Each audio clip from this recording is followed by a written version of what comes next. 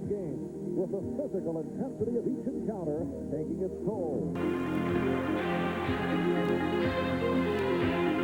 The Knicks went straight at the Bulls, not willing to accept the expected outcome, pushing them to the limit. But in the end, the Knicks could not withstand Michael Jordan as he led the Bulls to victory in the series and ultimately the championship. Championships have been the hallmark of Pat Riley's coaching career. He won 4 with the Los Angeles Lakers. Now he seeks yet another ring, this time in New York. For Riley, Christmas came early this year in the form of 7 new players such as Charles Smith, Rolando Blackman, and Doc Rivers. When the revamped Knicks met the Bulls a month ago in New York, all 3 played key roles in a dominating performance by the Knicks as they overwhelmed the Bulls, beating them by 37 points and sending them limping out of town. Tonight in Chicago, these new rivals meet again as the Bulls look to remind the upstart Knicks just who the real champions are. It's Christmas with the NBA, New York, and Chicago.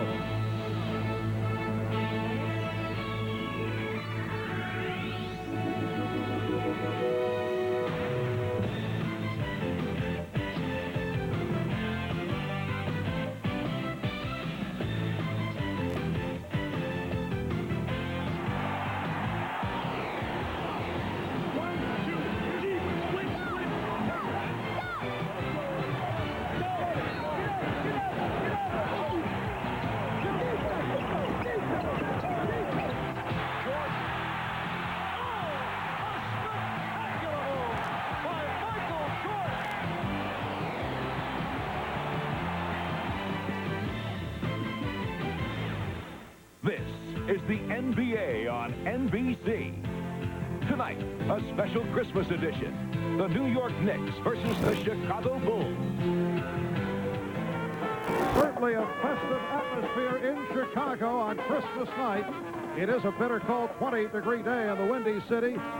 Indoors, inside Chicago Stadium, it is heating up. The usual capacity crowd, better than 17,000 turning out as we get set for the New York Knicks and the Chicago Bulls. The Bulls, despite their inconsistent play, are at 17-7. That's the best record in the Eastern Conference, followed by the Knicks at 16 up and 7 down.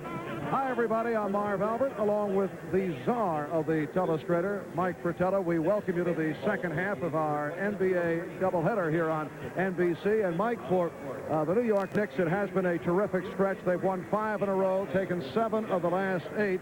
And Pat Riley has done all this with a restructured roster. Marv, normally when things are going well, you don't want to make too many big changes, but not Pat Riley and the New York Knicks. After winning 51 games a year ago, they came into training camp with 7 new faces on the roster. And this is a Pat Riley type team, one that prides itself in conditioning and defense. They're number 1 in the league in fewest points allowed and number 1 in defensive field goal percentage. Now, at the same time, bringing these new guys, and they thought they'd be pretty good offensively. Not the case. They've struggled. Next to last in scoring. One guy who's been very consistent, though, Patrick Ewing, their mainstay in the middle, recently named NBA Player of the Week, averaging over 22 points per game, over 12 rebounds. Meanwhile, the Chicago Bulls are gunning for a three-peat. It has not been easy over the first 24 games. Even Michael Jordan has had his share of problems fighting through a 3-game shooting slump, but he did break out this past Wednesday night against the Bullets with that 57-point explosion. Obviously, winning 3 in a row is not supposed to be easy. In fact, only one other NBA franchise has accomplished that, the Boston Celtics. Now, some of the problems that Chicago faces in trying to win their third one go back to 3 very long seasons in a row because of their success. Jordan and Pippen go off and play in the Olympics this summer, making it even longer. Come back to training camp, and Jordan and Pippen miss early practices because of some time off. Injuries to Paxson and Cartwright. This is an aging Chicago team, and then because of roster moves, it's not as deep as past teams. Now, this evening, the 2 guys that are supposed to carry Chicago are Michael Jordan and Scottie Pippen. But if you go back to last year, you notice that against the rest of the NBA, outstanding season. Against New York, not quite the same numbers. And the Bulls are hoping to avenge that 37-point defeat to the Knicks in New York back in mid-November, so the holiday spirits may not exactly be sky high. But before the ball is tossed up for the opening tip, Michael Jordan does have some good cheer that he'd like to share. I'd like to wish season's greetings to all the basketball fans, NBA basketball fans around the United States, and especially to my family, my wife and my 2 kids, my 2 boys actually, Marcus and Jeffrey, and to my new daughter, Jasmine. Happy holidays from Michael Jordan. Eclipse, noun, the motion of one heavenly body passing in front of another. An eclipse occurs only with the perfect alignment of arcs and curves and angles.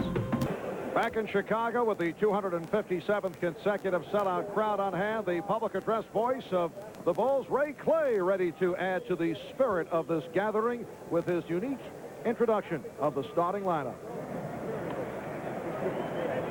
Merry Christmas, ladies and gentlemen. The Chicago Bulls welcome the world's greatest fans to the Chicago Stadium.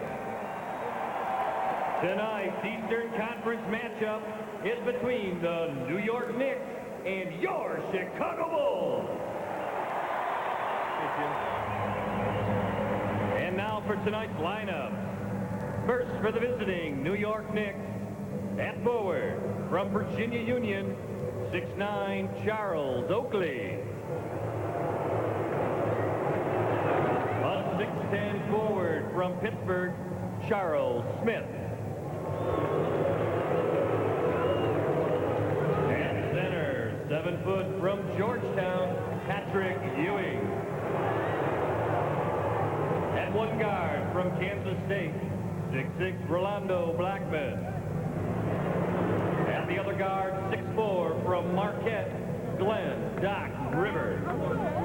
The New York Knicks are coached by Pat Riley, assisted by Dick Harder and Jeff Van Gundy. The trainer is Mike Saunders.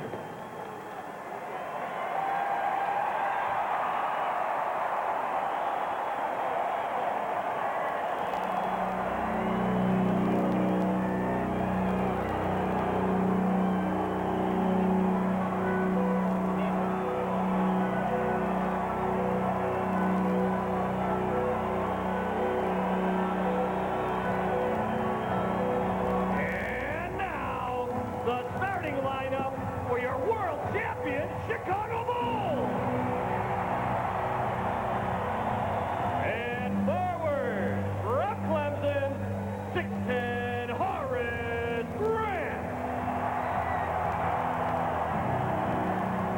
On 6'7" forward from Central Arkansas, Scotty Pippen. The man in the middle from San Francisco, 7'1", Bill Cartwright. A 6'2" guard from Iowa, B.J. Armstrong. From North Carolina, at guard, 6'6", Michael Jordan. The head coach of the Bulls is Phil Jackson. He's assisted by Tex Winter, Johnny Bach. And now to a man who has elevated sideline reporting to mammoth proportions. Here's Ahmad Rashad. Thanks, Marv. Now, what a rivalry this has become. Pat Riley has been on record as saying that the Chicago Bulls do not give his team any respect. I'm sure he says that to get his team fired up. But anyway, I asked Horace Grant about that. He said, no, we respect them. As a matter of fact, this game has all the ambience of a playoff game. He can't eat, he can't sleep. He just wants to get this game on. I also asked Michael Jordan the same question. He said it's hard not to respect a team that played us the way they did in the playoffs, and also the way that they just blew us off the court earlier this year. He said, as a matter of fact, I have changed my entire pregame routine. I said, how's that? He said, well, to get ready for this game, I took a nap. Mark? Thanks, Ahmad. The Czar can relate to that. I know there was a long nap this afternoon prior to tonight's activity. Was getting ready for the game. Yes, right. Chicago Bulls have won their last 2 and 5 of the last 6. In their last game Wednesday, beat the Bullets here in Chicago, 107-98. A game that saw Michael Jordan hit for 57 points, and he was connecting with the three-pointer, 6 of 8 from downtown. While the Knicks played last Saturday night in New York and beat Miami 91-87, Pat Riley had actually feared a letdown following the decisive win in Boston last Friday night. The Knicks had dropped 23 straight regular season games on the parquet floor in Boston prior to that win on Friday. The officials, Jess Kersey, Bruce Alexander, and Ted Bernhardt. Patrick Ewing stepping in to go against Bill Cartwright, and the Knicks control the tap. The one-time Bull, Charles Oakley, for Doc Rivers, who's guarded by B.J. Armstrong. There was some early concern on matchups with the Bulls. Would Pippen wind up against the 3-inch or 4-inch bigger Charles Smith, or would they play Grant, starting out with Pippen, the guy that will match up against Charles Smith? Shot clock down to 3, and Ewing launched the air ball. Chicago will take over. Pat Riley claiming it was deflected out by one of the Bulls. Let's go back to that matchup just for a split second. The matchup doesn't make that much of a difference because Chicago switches so much, particularly between the 3-spot and 4-spot, that at different times during the game, depending on what's run, you'll see different matchups. And there was a foul called on that play on Charles Oakley for a push-out as he tried to get to that shot thrown up by Ewing. Here's Grant. Horace Grant's shooting has been off this season. He's been complaining that he has been out of the offense. Blackman with the fake on Jordan, had nowhere to go. And this is Charles Smith, way off. Rebound Oakley, and connects with the putback. Charles Oakley, who had an excellent game against the Bulls in New York with a season-high 16 rebounds, gets the scoring underway. Now Jordan from long range. So the game is tied at 2. Well, no question, and that paid off. Michael coming out stroking it right from the beginning. Michael Jordan over the years has had great respect for the defensive abilities of Rolando Blackman. Now Jordan stripping Blackman. Scottie Pippen changes 5. Jordan for 3. Rebound Ewing. Blackman off the pick. Good recovery by Armstrong. We are just underway. The game is tied at 2. Here is Ewing. And the foul is called. Bill Cartwright, over the years, has played Patrick Ewing extremely well. One-time teammates in New York. They went up against each other on a regular basis in practice. Usually, Mike, Phil Jackson has tried to get Cartwright involved early offensively in an effort to pick up the fouls on Ewing. Well, they always try to go to Cartwright early, establish the offensive game down low, see if they can put a quick foul on the opposing center. But this season, Bill Cartwright's biggest problem has been lack of minutes on the floor due to the off-season surgery, and he's been slow coming around. He's averaging under 20 minutes per game. Phil Jackson telling us after practice yesterday that John Paxson and Bill Cartwright are far from physically ready coming off the off-season surgery. That's why Paxson is not in the starting lineup, according to Jackson. Here's Jordan. Rebound Oakley. What they had that time in transition was a 1-2 point guard, big guard, pick and roll, which you don't see too often. Crowd wanted a travel call. Off the deflection, Grant beating Pippen. Here's Grant. Pippen missed the tip. Grant with the rebound. And Oakley able to collar it.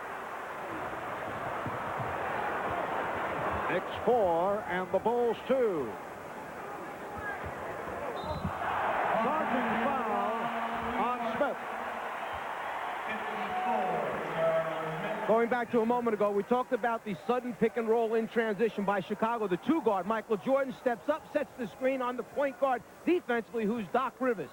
Then at the other end, Pippen does his job defensively, stepping in, good position for the offensive foul. Chicago has hit only 1 of its first 7. Jordan trying to go one-on-one with Blackman. Nice dish for Cartwright. Make it 1 for 8 for the Bulls. Ewing saving it and ramming it off Grant, but he was out of bounds when he tried to save it. Well, the ball actually hit Grant and then hit Ewing out of bounds before it touched the ground. So Ewing is considered out of bounds right now. It hits him, therefore the ball is out off Patrick Ewing. The old schoolyard play that did not work. And the Knicks get it back. Neither club burning it up here at the start. Pat Riley and his Knicks with a 4-2 lead. 3 minutes have gone by. The Knicks have lost 12 straight here at Chicago Stadium in regular season play. They did win here in the playoffs last season. Nice recovery by Smith, and the Knicks now lead it 6-2. The Knicks last won here in regular season competition March of 1987. Armstrong and Jordan in the backcourt. Grant, Cartwright, Pippen up front. Here is Jordan. Yes. The Knicks 6. The Bulls 4. You mentioned a short while ago the tremendous amount of respect that Michael Jordan has for Blackman defensively. But on the other end, Blackman also can go at Michael Jordan and make him work defensively. A lot of guys who have played Jordan tough defensively, but don't make him work at the other end of the floor. That was one of the hopes of the Knicks. Blackman for 3. Firing one up. Oakley on the rebound. Oakley with the recovery, but he caught his own deflection, and it's a traveling violation. I don't see any problem with that. Why not pass to yourself? The fight for the rebound inside. Now, right here, there's the pass to himself. Not allowed to do that. Michael Jordan shaking off a recent shooting slump. Missed his first 11 shots this past Monday against Miami. Cartwright ties the game at 6. In that game against Miami, Jordan had only 3 points after 3 quarters of play. Nice move by Smith. Charles Smith with those long strides. Now he creates a major matchup problem for the Bulls. Well, you have to go back to a year ago when he not only played the small forward position, but the big forward spot, and then started down the stretch for Larry Brown and the Los Angeles Clippers. Talk about some athleticism. This is a 6'10" guy who faces up, can knock it out, and by showing it, you got to play him, and then he finishes like that.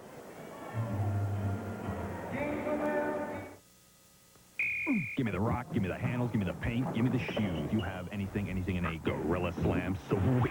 Give me that, not that brick, that brick. Give me him, some of that, and one of those. Showtime. Take his move, his move, his move. Not that move, that move. Money. Give me my house. If it's in the game, it's in the game. Bulls versus Blazers and Bulls versus Lakers for Super NES and Sega Genesis. EA Sports. It's in the game.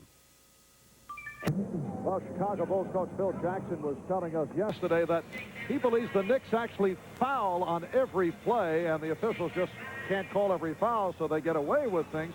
I asked Pat Riley for his reaction. We take great pride in our defense. We're a physical team. We want to get up into people and make them feel our presence, but no, we don't foul on every play because that would be stupid. He's just lobbying, you know, as he would, as a good coach would lobby in the media and hope that somebody pays attention to it. As a good coach would lobby in the media. Is that an accurate zone? Everybody does what you have to do to try and gain that edge, whatever the edge may be. Both of these coaches know how to do that. The Knicks allow under 92 points per game. That counts at a foul. The basket counts. And the foul is called on Charles Smith. In changing up who the postman is, they come out of the timeout, Chicago, and go to Grant on the post-up, trying to put a foul on Oakley, and they accomplish it. The Knicks have the best defensive record in the NBA. They allow under 92 points per game. In 17 of their 23 games, the Knicks have held the opposition to under 100. If the Knicks maintain their current pace defensively, it would be the lowest such record since the Fort Wayne Pistons held opponents to 90 points a game back in the 1954-55 season. Grant called for that foul, and Oakley will put it in play. And what we just saw was Chicago extending its defense, playing the full-court Chicago defense, something they had used so frequently in the past 2 seasons. The steal that time by Pippen, but have not used much this season. And it goes back to the conditioning. They just haven't been in shape, according to Phil Jackson, to play that extended defense over extended minutes during the game. Where's the mismatch? Ewing was jumping out at Armstrong.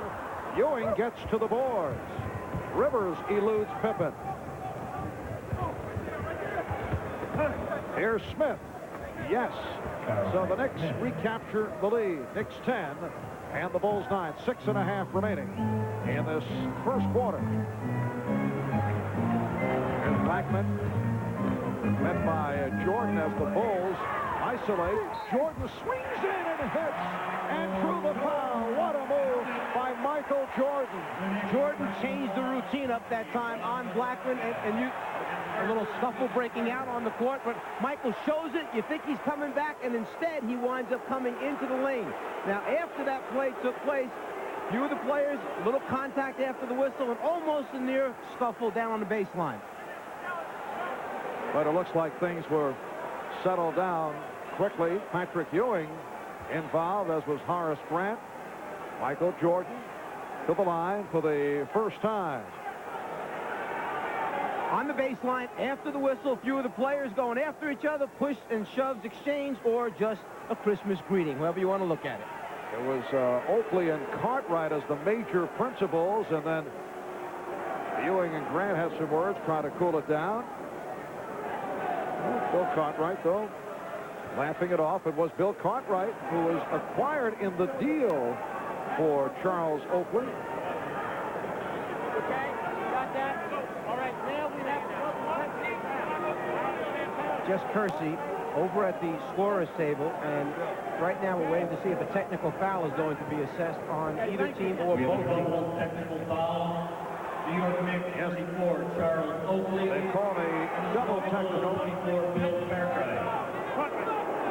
So Cartwright and Oakley are hit with the technicals. When it's a double technical, there are no shots that are taken, but it can have an effect later on. Should one of these players be hit with another technical, they would be ejected. Yeah, many people, I'm sure, as Michael knocks down the hoop, will wonder why don't you just let it go, since they kind of nullify each other. It's because it straightens guys out, sends a warning, and they know the next one, they're gone from the game.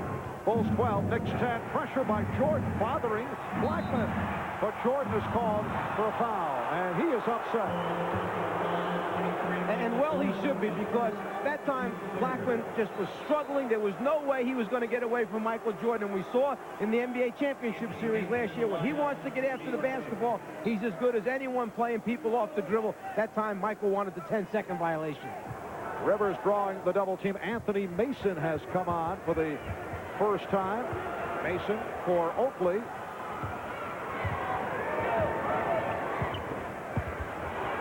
Mason spinning down low, rejected by Grant. The long arms of Horace Grant sending Mason away. Very intensive defense being exhibited here by the Bulls in these opening minutes. Pippen looks for the shot. Yes. Scottie Pippen off the screen extends to a 4-point Chicago lead. And taking Michael Jordan away from the basketball, playing pick and roll with the small forward and big forward, 3-4 pick and roll.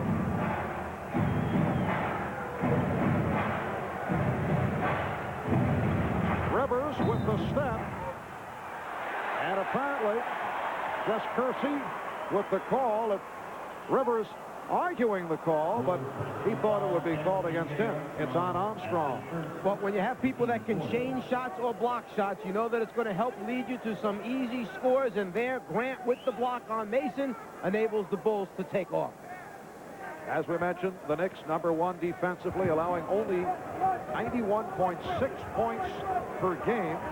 Chicago, as you saw, right in there, but their defense not what it was the last couple of years. Ewing battling for that one. And they changed New York. They put Patrick Ewing back down in the hole. They took Charles Smith out. The prior 2 trips down, it was Ewing outside, Smith down low.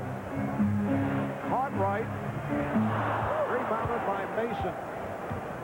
We're just under 5 minutes remaining in this first quarter. The Knicks with the ball. They are down by 2. Ewing draws the double team. Smith able to save it. Shot clock down to 5. Smith for Blackman, who fires. Yes. And the game is tied at 14. Orlando Blackman shooting just 43% from the floor, but most recently has started to find his stroke. His conditioning is getting better. His back is feeling better. He's more productive offensively. Grant getting inside. Ewing comes away with it in the crowd. Rivers has a 3-on-2. Blackman with the pull-up. Yes. Yes, Rolando Blackman missed the entire preseason because of the back injury. Very slow to fit in, but in recent games he's done well. A season-high 23 on Saturday against the Miami Heat. The Knicks lead by 2. A 6-0 run by New York. A steal off the double team. Rivers beating Smith, who takes all the way. Something New York did last season was make it simple for their players on pick and rolls. They said, we're going to trap and double team everything and rotate to the next pass. That time, an aggressive double team by Smith and Rivers. 22nd timeout is taken by Phil Jackson. If you jump the ball hard and you don't give the dribbler a good look, the size difference here, 6'4.5", 6'10" against the 6'1" B.J. Armstrong, too much for him. Smith out on the break after the feed from Rivers. Like B.J. Armstrong in the starting lineup for Chicago earlier this season, some of the Bulls veterans complained that John Paxson should be the man starting rather than B.J. They felt they were more comfortable with Paxson. Some were quoted as saying that B.J. at times can be somewhat of a ball hog. He was very hurt by that. Phil Jackson's point of view is that Paxson has not fully recovered, as we mentioned earlier, from off-season knee surgery. Recently, though, B.J. Armstrong has stepped up his play, and now there's a school of thought that he would provide more of a lift coming off the bench once Paxson is ready to go in the starting role. Because the second unit has struggled for Chicago. They need somebody to come in and give them a lift. Armstrong can score points. He makes open shots. Put Paxson back in his starting role. Put B.J. back with the second unit. Not taking anything away from his play. It's that they need something coming off the bench to help him. Rivers coming over to help on the double team. Picks up his first foul. Doc Rivers, one-time Atlanta Hawk under Cesar for, 8 years, and then on to the L.A. Clippers before moving on to the New York Knicks. Had great seasons for us in Atlanta. One of our captains down there, and was doing a great job with Pat Riley. Talking to Pat, he's very, very happy with the way Doc has played. And he's got 2 point guards that he can interchange. They give him different looks completely. Rivers has played well, particularly defensively. Mason was stopped. Mason on the rebound. And Armstrong gets to it. Rodney McCray on the floor for Chicago for the first time. Pippen. And the rebound scooped by Rivers. Just under 3 minutes remaining. First quarter. Knicks with the ball. They lead by 4. Oh, look out. Cartwright with the headlock move on Rivers.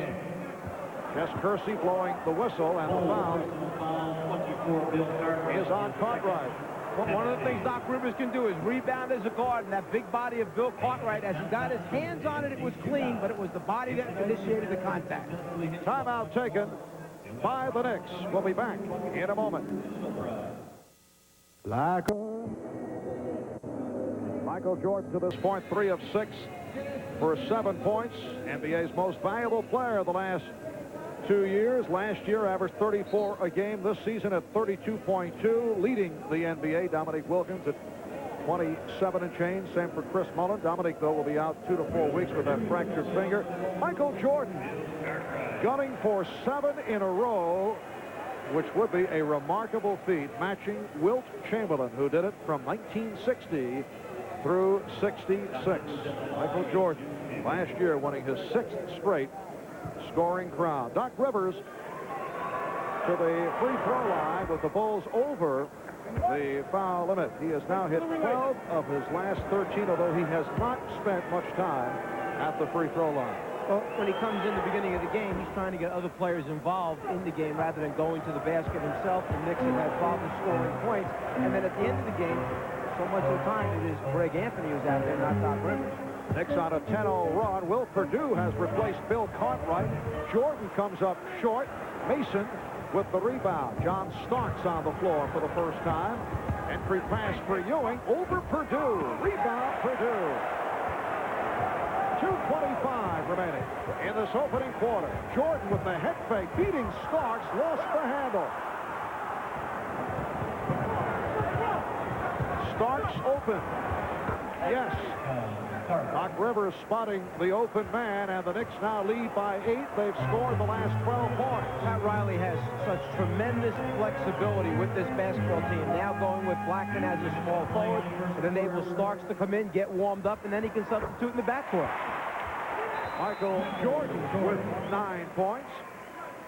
The Knicks lead 22-16. The Knicks come in at 16-7. They lead the Atlantic Division 3 games over Orlando, 4 over the Nets. They've won 5 in a row, 7 of their last 8. Ewing backing Purdue, goes to the hook shot and gets the friendly roll. More than friendly. The shot actually hit below the rim on the flange and then managed to bounce up, hit the backboard, and roll in. Knicks 24, Bulls 16. Jordan off the head fake. Rebounded by Purdue, and a loose ball foul has been called. Foul committed by Ewing. Not many times you can shoot a ball into the side of the rim and get this kind of a bounce. A little bit short, yeah, but a little bit of help from the backboard and the roll. Charles Smith returns. Rolando Blackman sits down. 2 of 3 4 points for Blackman. The Knicks over the foul limit. So Will Purdue to the line, and Will has certainly had his ups and downs at the free throw line. The play that Chicago has used for the last 2 years on the free throw line, Pippen and Jordan love to fly in from the outside. You must block them out as the free throw is being taken. Minute 15 remaining in the first quarter. The Knicks 24 and the Bulls 17. Rivers and Starks now in the backcourt. Mason, Ewing, Smith up front. Ewing, yes. No question about the intent of the Knicks with Will Purdue in the lineup. They continue to go to Patrick Ewing. They certainly feel they have a big advantage in that department. Purdue, though, comes up with the rebound. Knicks lead 26-19. There's Ewing establishing position. Armstrong over to help. Rivers, the open man, hits the 3. Doc Rivers is one of those players who, when he came in the league as a rookie, people said, you have to make him make shots. He cannot shoot the ball from the outside. He's also one of those guys who has gone to work in an area of weakness and made it a strength. He can knock down 3-pointers now. Pippen able to keep it alive. Contested by Rivers, who knocked it away. Doc Rivers with the steal. And the Knicks will hold for a final shot. That's time running down in this first quarter. A 19-5 run by the Knicks. Here is Smith. Rebound Ewing.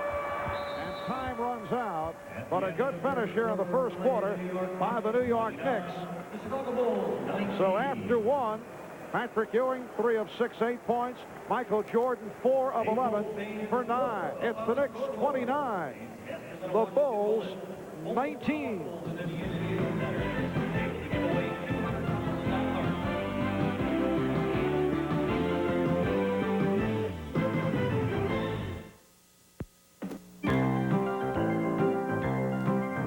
I'm Patrick Ewing of the New York Knicks.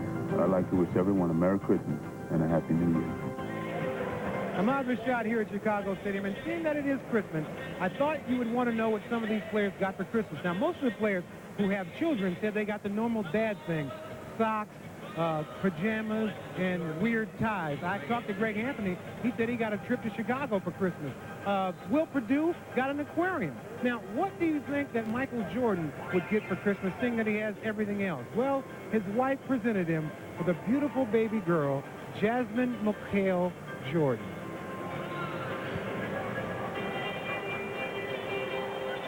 All right, Ahmad. Michael Jordan in the first quarter, 4 of 11, 9 points. The Bulls shot only 8 of 25 for 32%, while the Knicks shot well, in particular the latter stage of the quarter. Jordan getting inside. The Knicks now lead by the score 29-21. Delay of game warning on Chicago. Greg Anthony has come on for the first time. He and John Starks in the backcourt. Patrick Ewing, Anthony Mason, and Charles Smith are up front. Greg Anthony missed the game Saturday, the Knicks' last game against Miami, with a sprained ankle. Here's Starks. Yes, so he has the touch. He's hit 2 from deep, and the Knicks now lead by 10.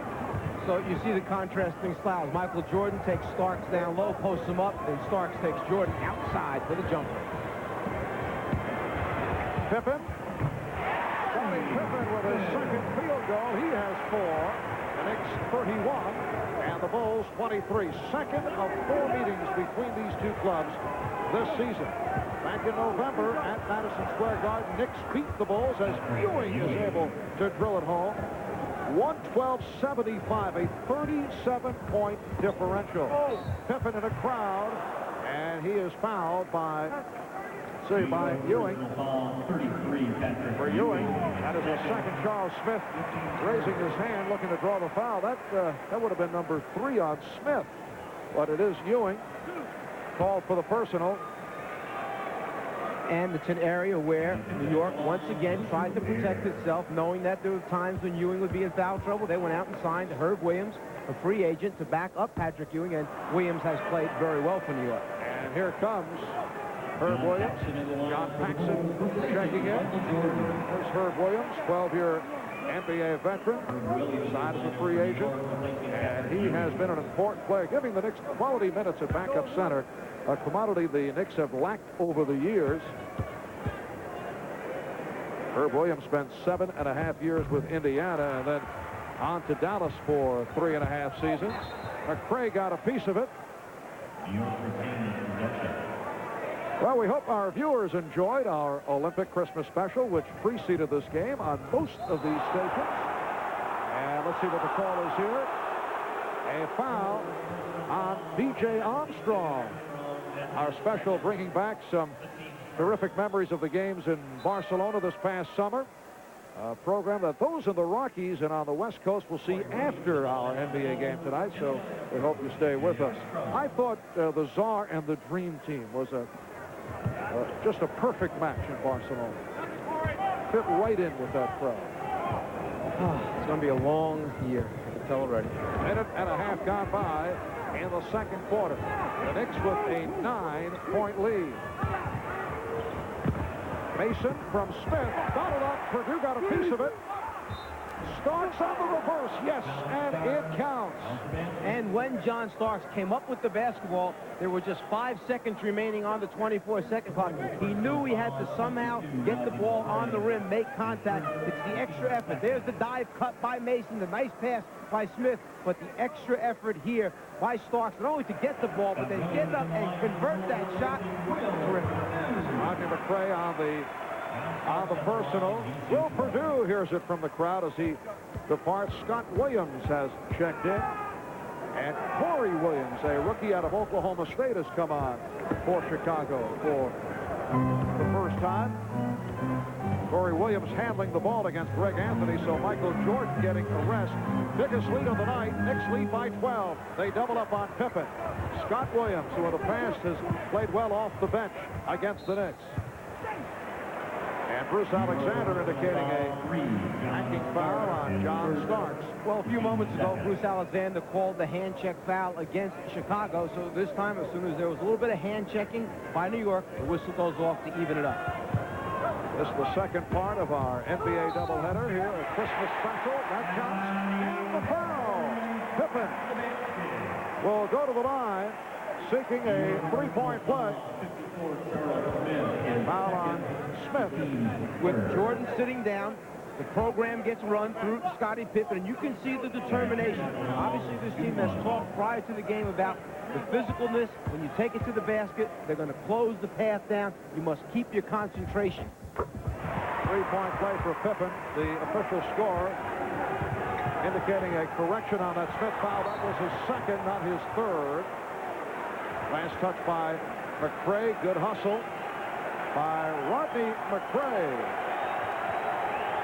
McCray trying to play the role of the interceptor, gets over there just a little bit late for the steal. Crowd trying to get the Bulls revved up. Anthony.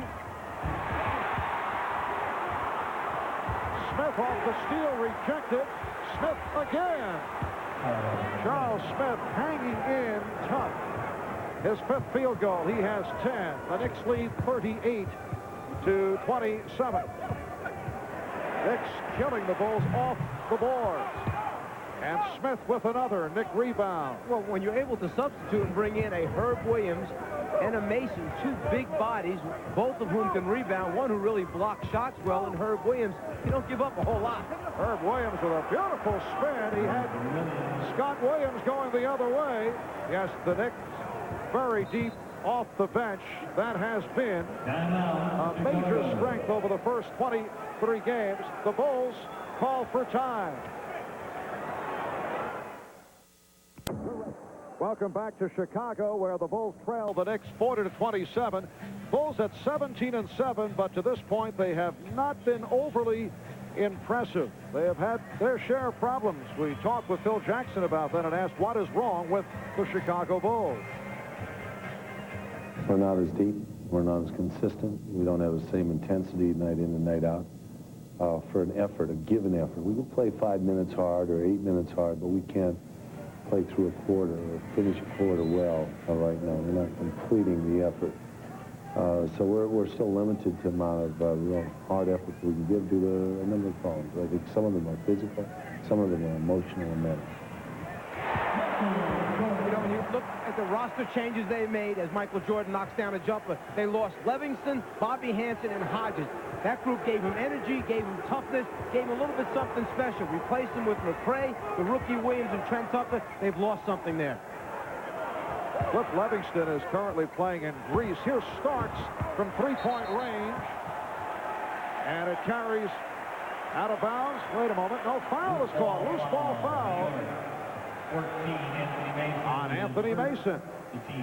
Jess Kersey a moment ago went over to the Chicago bench and to the Knicks bench and told both teams to calm down. Well, as the timeout took place and the players were crossing in front of each other, going to their benches, there was some words exchanged. Jess Kersey trying to stop it before it happened. Last touch by Grant. Craig Hodges, as you mentioned, is gone. All Bobby Hansen and Cliff Livingston. Livingston playing over in Greece gave this club a lot of energy. Starks not able to hit. Jordan had it knocked away. It'll be Chicago ball, but I don't think you could only point at that particular area.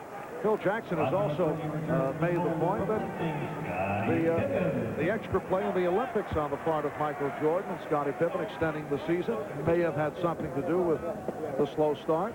Pippen came in and only went 1 day to start practice. Jordan missed the first 5 days of practice before he began practicing 1 day before the first exhibition game. And a foul called on the Knicks. Knicks looking for a jump ball. It's on Smith. That is his third. You want to take the ball to the basket strong. Try to dunk the basketball. That way, when players go up to block, as Charles Smith did right there, you're hoping to ensure the contact will take place. In the first part of our NBA doubleheader this afternoon at the Sports Arena in Los Angeles, San Antonio beat the LA Clippers 103-94. There's Blackman coming on for Smith. So the Knicks with a backcourt now of Starks, Blackman, and Anthony. They go to a three-guard alignment along with Mason and Williams.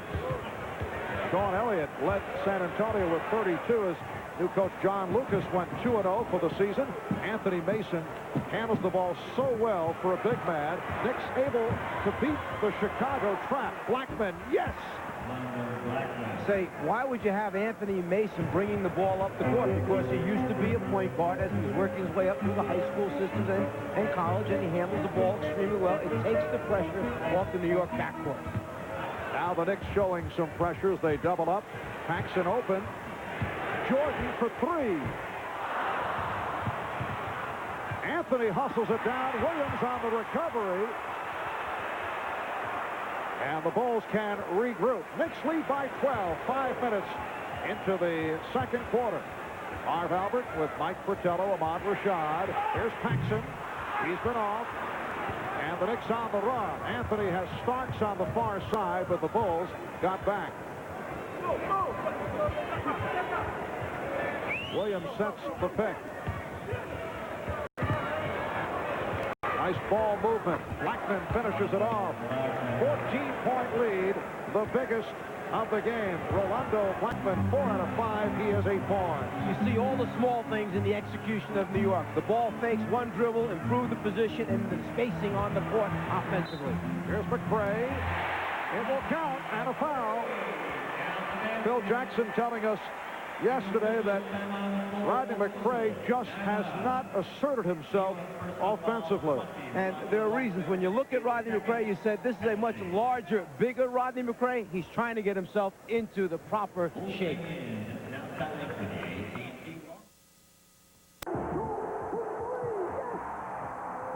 You can't believe it. Time running down. The Chicago Bulls have won the NBA championship for the second straight season. June 1992. More memorable moments from NBC Sports.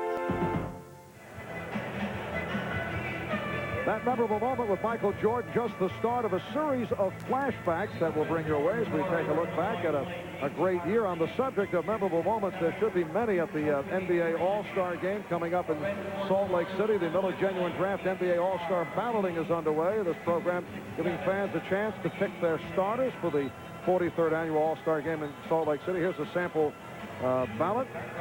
Czar, you can only vote for 2 forwards, 2 guards, 1 center. That's the way this works. You kind of, with a pen, you could kind of knock out the, got it? Yes, I have. Good. Ballots available at all NBA arenas at participating Miller Genuine Draft retail outlets. Please be sure to get out and vote. But unlike the Czar, read the rules and regulations back of the ballot. Knicks by 11. Patrick Ewing putting the move on Bill Cartwright. Offensive foul. And Jess Kersey is trying to maintain control there. After Paxson knocked Anthony to the floor, Anthony got up off the floor and ran intentionally into Paxson with his chest and shoulder area. That's where the foul was called. And Greg Anthony apparently has something to say in the direction of Jess Kersey. And Anthony is called for a technical foul. And Pat Riley and Anthony both were saying, wait a minute, to Kersey, he was talking to me, the coach, with that remark. Kersey just smiled and walked away. He's heard enough of the remarks over the years. And Doc Rivers will replace Greg Anthony. Michael Jordan hit the tee. He now has 14. Those of you who were watching halftime of the San Antonio-LA Clipper game, saw one of our insiders, Pete Vesey, report that Greg Anthony was very dissatisfied a couple of weeks back at a Knicks practice. Pat Riley yelling at Greg, and then Greg said he'd like to be traded.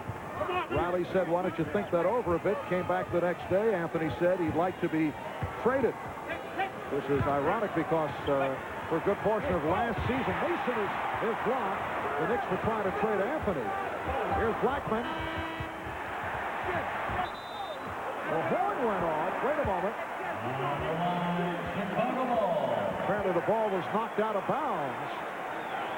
But it sounded like the horn went off prematurely. It will be Chicago ball. The Knicks lead by 10 points.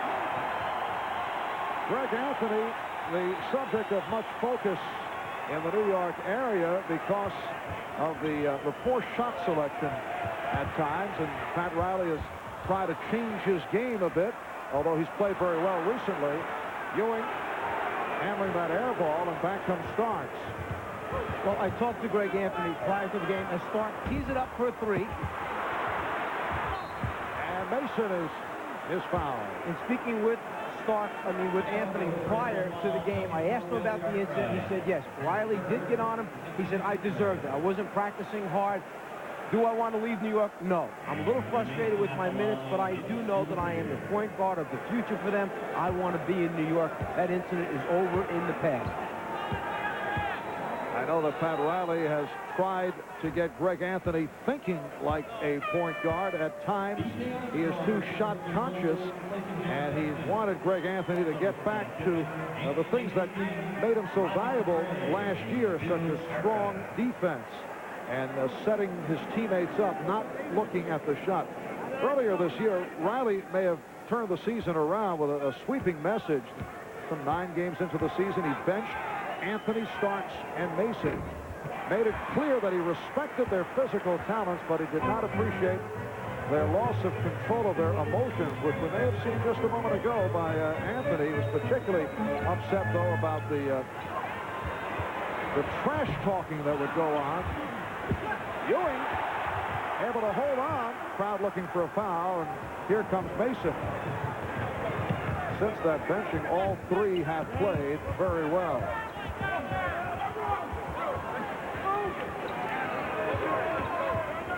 4:20 remaining in this first half as Patrick Ewing again hits from outside. He has 12 points. The Knicks lead by 13.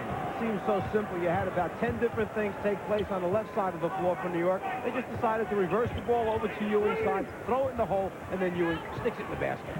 The Knicks are shooting overall 51%. The Bulls 36%. Shot clock down to 3. Jordan rejected by Ewing. Armstrong back for Starks. Ewing played by Scott Williams. Rivers. There's Pippen. That's a charge. Well, Michael Jordan breaks you down off the dribble, gets to the rim, and most times you think that it's going to be an automatic. He changes to his left at the last second because he sees the presence in the middle for New York, Patrick Ewing, who does a few changing things of his own with his shot blocking ability. And his shot blocking is way down this year from last season. Zach Ewing says that he is concentrating more on rebounding, and he's been rebounding extremely well as of late. Michael Jordan only 6 for 17 from the field, 1 for his last 5. Offensive foul. It's on Armstrong. That is his 3rd. Again, in an attempt to clean up the play, not let it get out of control. All these small fouls, which normally might be let go, they're enforcing it right now. Timeout taken. 3:10 remaining in this first half in Chicago. The Knicks lead by 13.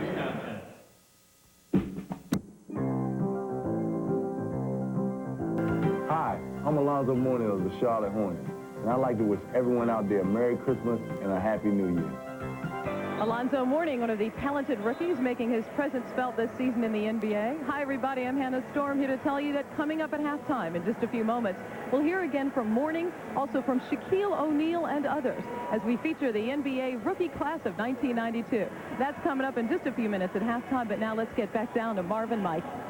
All right, thank you, Hannah. 47-34. The Knicks leading the Bulls. We come up on 3 minutes remaining in this first half. Christmas night in Chicago. Second part of our NBA doubleheader. Earlier today, San Antonio beat the Clippers 103-94. Starks, and it's rebounded by Paxson. Speaking with Pat Riley earlier today, he said there were 3 areas of concern for him coming off the 5 off days. Rebounding, finishing plays, contesting shots. Well, right now they're out rebounding Chicago 29-12. They're shooting 49% and holding Chicago to around 35% shooting. Triple team effort by the Knicks, leading to the foul call as Doc Rivers came over and was called for that foul, his 2nd. Doc Rivers has outstanding hands, has been ranked every year in the league up there high in steals, anticipates well when people put it on the floor, and normally gets away with those strips. Michael Jordan now 3 of 3 from the line. He has 15 points, has not shot well, 6 for 17, and that's a lot of shots when you consider we still have almost 3 minutes remaining in the first half. Well, he's coming off an explosive game of 57 points. He's a guy that wants to take over and try and get this team motivated. He said this is a challenge for us to get ourselves mentally and physically up for this kind of a game, a playoff type game. The steal by Stacey King, who just checked in. King is up front now with Pippen. And Grant Phil Jackson trying all kinds of combinations. And Gus Kersey calling a foul on Michael Jordan. He was trying to set up down low. Well, he went down to post up, and as Rivers was coming around on the top side, the left shoulder of Michael Jordan, Michael put up the left arm, caught Rivers. Rivers with a little bit of the Bill Lambier School of Acting. Got credit for drawing the offensive foul. Second on Jordan. Blackman with some room. Rebound Grant. And the foul is called. Loose ball against the Bulls. Morris Grant in second, and you can hear the reaction.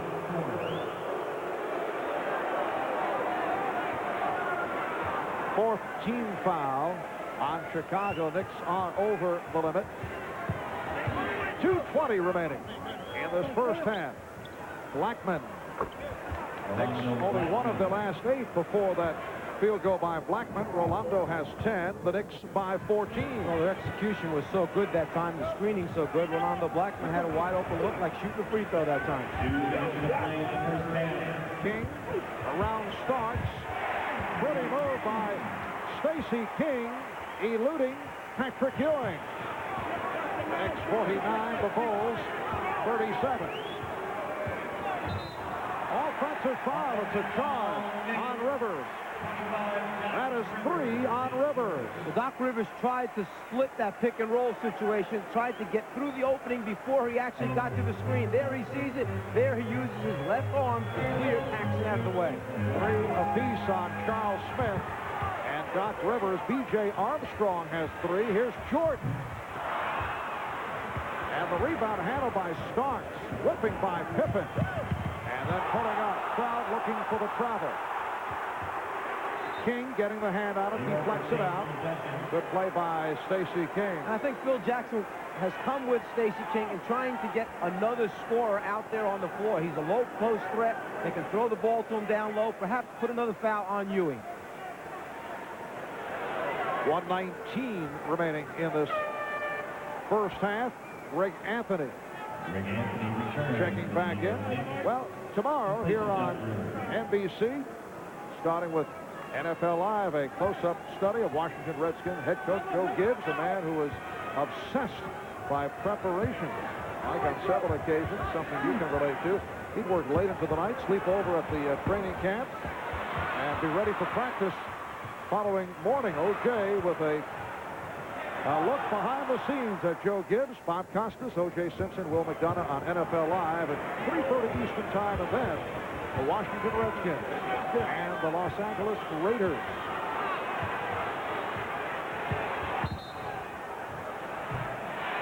Starks called for the foul. All kinds of scenarios involving the Redskins tomorrow. I know you'll clear this up in a hurry. If Washington wins, they need a Green Bay loss or a Philadelphia Eagles victory to make the playoffs. If the Redskins lose, a Green Bay loss still puts them in as they go down to the final weekend in the National Football League. That's how I have it on my chart. 16 for Jordan, but only 6 of 18 from the floor. The Knicks 49, the Bulls 39. Pressure by Chicago. They've turned it on and off. Starks able to get down. Ewing not able to hold on. And it will be Chicago ball. And the two officials checking each other out, making sure that they both have the same call and point in the other direction. That time, the numbers for New York on the fast break, 3 against 2. They want to attack the Chicago pressure. Pippen to the spin. And it's picked up by Mason.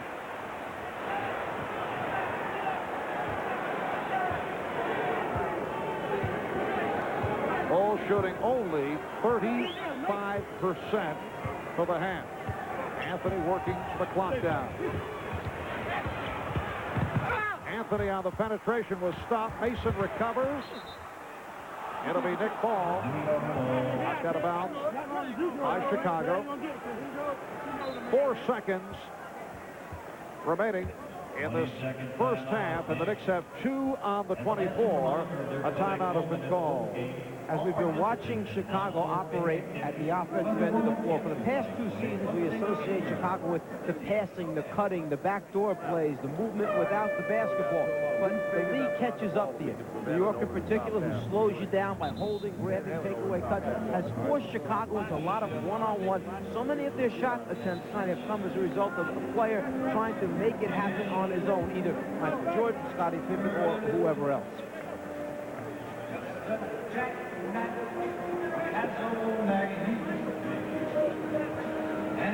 As you look at last season's stats compared to what's going on this season, down in their field goal percentage, down in their free throw percentage, and in the differential, how much they score versus they give up, that down also. Anthony got it away, beating the 24-second horn. We're now down to 0.2 of a second remaining. It was last touched by Chicago. And 0.2 of a second means you cannot catch it and shoot it. It must be a tip attempt if you're going to count the basket. Waved off immediately. That won't count. John Starks arguing the call, but Ted Bernhardt made the indication immediately, and now he is explaining it to Starks. He said you have to tip it. Exactly. The rule changed when Trent Tucker knocked out a shot against this Chicago Bulls team.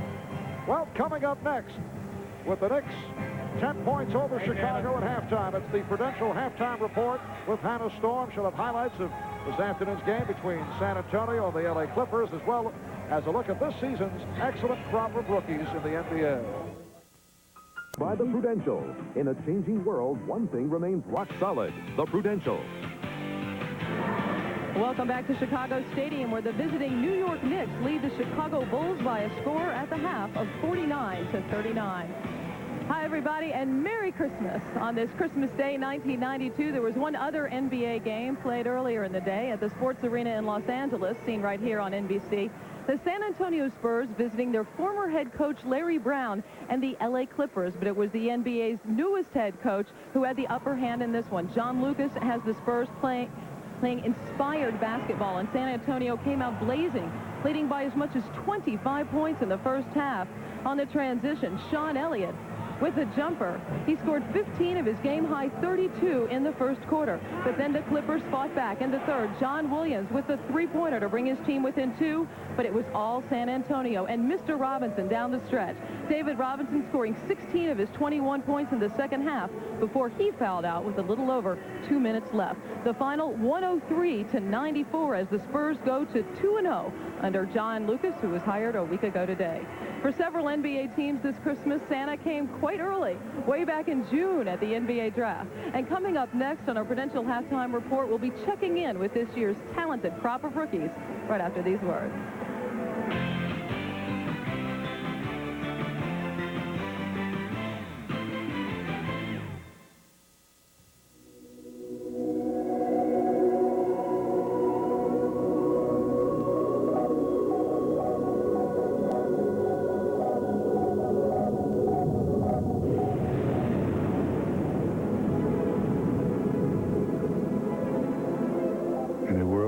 Constant change. There is one certainty: the financial strength of the Prudential, rock solid in securities, insurance, and real estate. The people of care know that there are thousands of families around the world who face starvation, who need clean water to avoid fatal disease, and who need the tools to learn to help themselves. But as the NBA's Dikembe Mutombo has seen in his homeland of Africa, a little care.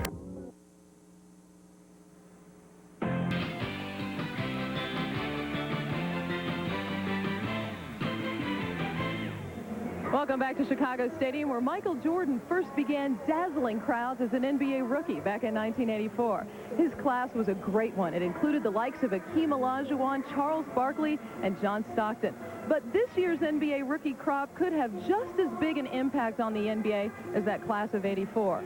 And with the retirements of superstars Larry Bird and Magic Johnson, the NBA is no doubt quite thankful this Christmas for the gifts it has received in the form of some very talented rookies. Although it's been said many times, many ways, Merry Christmas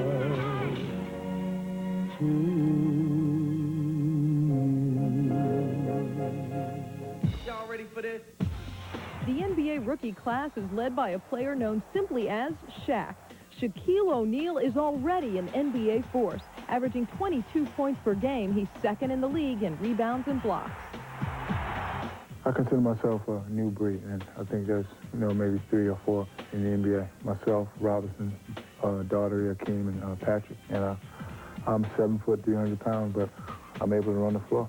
Now you've got a guy who's in the league who's roughly 20, 21 years old, who has force like the Terminator. And I think we're going to see a lot of Shaq virus around the league. People are going to come up and say, I don't think I want to play against this guy tonight. This guy, sky is the limit to his potential. Yeah. I mean, he's an excellent player.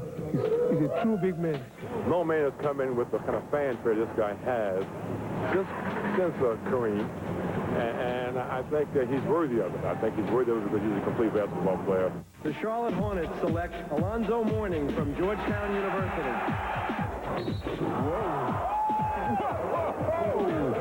Hello, Zoe. Alonzo Mourning may have missed the entire preseason, but he's made an immediate impact in the middle for Charlotte, ranking 4th in the NBA in blocks. It's been a struggle at times, I just got to learn to use the right judgment, at the right time. But unfortunately, I have a group of guys around me who are veterans and who have been there to help me along the way. The Minnesota Timberwolves select Christian Laettner from Duke University. Laettner with a wraparound. The Timberwolves' Christian Laettner got a head start on his NBA career playing with the Dream Team in Barcelona. He learned about earning respect. The thing they would hate the most would be if you were a prima donna and thought you were going to get the same calls and be as successful as you were in your last level, which was college. And that's not going to happen to anybody. But if you stick with and keep playing hard, you can, do some good things. Denver's rookie coach Dan Issel is counting on another rookie, Ford LaFonso Ellis, as a starter for the Nuggets, is scoring close to 15 points per game and hauling down 10 rebounds. I go home each and every night, and I'm like, whew, I just played against Buck Williams today. I scored over Buck Williams today. Washington's versatile rookie forward, Tom Gugliotta, nearly opted to play pro ball in Italy this season, but he's made an immediate impact in the NBA with a bullet. At 6'10", he can play inside or hit from the outside. Perhaps the most intriguing rookie this year is the Spurs' Lloyd Daniels. Daniels never played college basketball and overcame numerous personal problems to finally reach the NBA at age 25. Whoever thought Lloyd Daniels would be running up and down that court, dribbling the basketball, playing against guys like Isaiah, all these guys. This is like, Mark Price the other night, all these good players, Dominique Wilkins. Whoever thought Lloyd would be playing, this is a great feeling in life, just being out there with them guys. Daniels with 12 points in that game earlier today. Ahmad Rashada joins us up here on our perch, and I was talking to Bulls general manager Jerry Krause, and he said look for some other guys like Clarence Weatherspoon, maybe Latrell Sprewell, to develop into great players. So that's an opinion from management, but what do the NBA veterans say about the rookies? Well, I think, first of all, that Jerry's right, that it is a great class. But some of the veterans, I talked to Michael Jordan today and asked him about the rookies that have made the biggest impact in the league. He said Shaquille O'Neal, Alonzo Mourning, and Tom Gugliotta, he said, is the second coming of Larry Bird. That's how impressed he was with Gugliotta. Well, that's a lot of expectations for Tom Gugliotta, but I think the guy that has to face the most expectations is Shaquille O'Neal. The people in this league think that he will carry it on to the next generation and be a future superstar. Do you feel any pressure because of that? I did a story with Shaquille that you'll see tomorrow on Inside Stuff, and he really is handling all of this very well. He's a very mature young man at only 20 years old, and he said he's doing the things that he wants to do. He wants to play basketball. He's not paying attention to any of the hype. He's just going out at 20 years old and doing exactly what he wants to do. You forget he's so young because he's so big, but he couldn't even get into any of the jazz clubs here in Chicago. But I think that's true. And one other thing, Hannah, is that you notice how some of the rookies that we were talking to were so impressed with the NBA. When you talk to Shaquille, he's not that impressed with everybody else. I asked him about playing against people like David Robinson. He says, I think about David Robinson about as much as David Robinson thinks about playing against me. So he has a mental edge as well as a physical It certainly does. Very, like you said earlier, when you watch him, it's hard to believe the young man's only 20 years old. Okay, thanks for joining us, Ahmad, and Merry Christmas. Same to you. All right, we'll see more of you in the second half because that's it for our halftime report. Marv and Mike and Ahmad will be back to bring you the second half tip-off. The Knicks and the Bulls from Chicago Stadium right after these words from your local station. This has been the Prudential Halftime Report, brought to you by the Prudential. In a changing world, one thing remains rock solid, the Prudential. NBC is the first... Christmas night in Chicago at the half. The Knicks by 10 over the Chicago Bulls. Marv Albert with the czar of the telespreader, Mike Fratello. Mike, you look at the halftime stat sheet. Michael Jordan, 6 of 18 from the floor. Are we seeing too much Michael Jordan? That a problem the Chicago offense has had from time to time.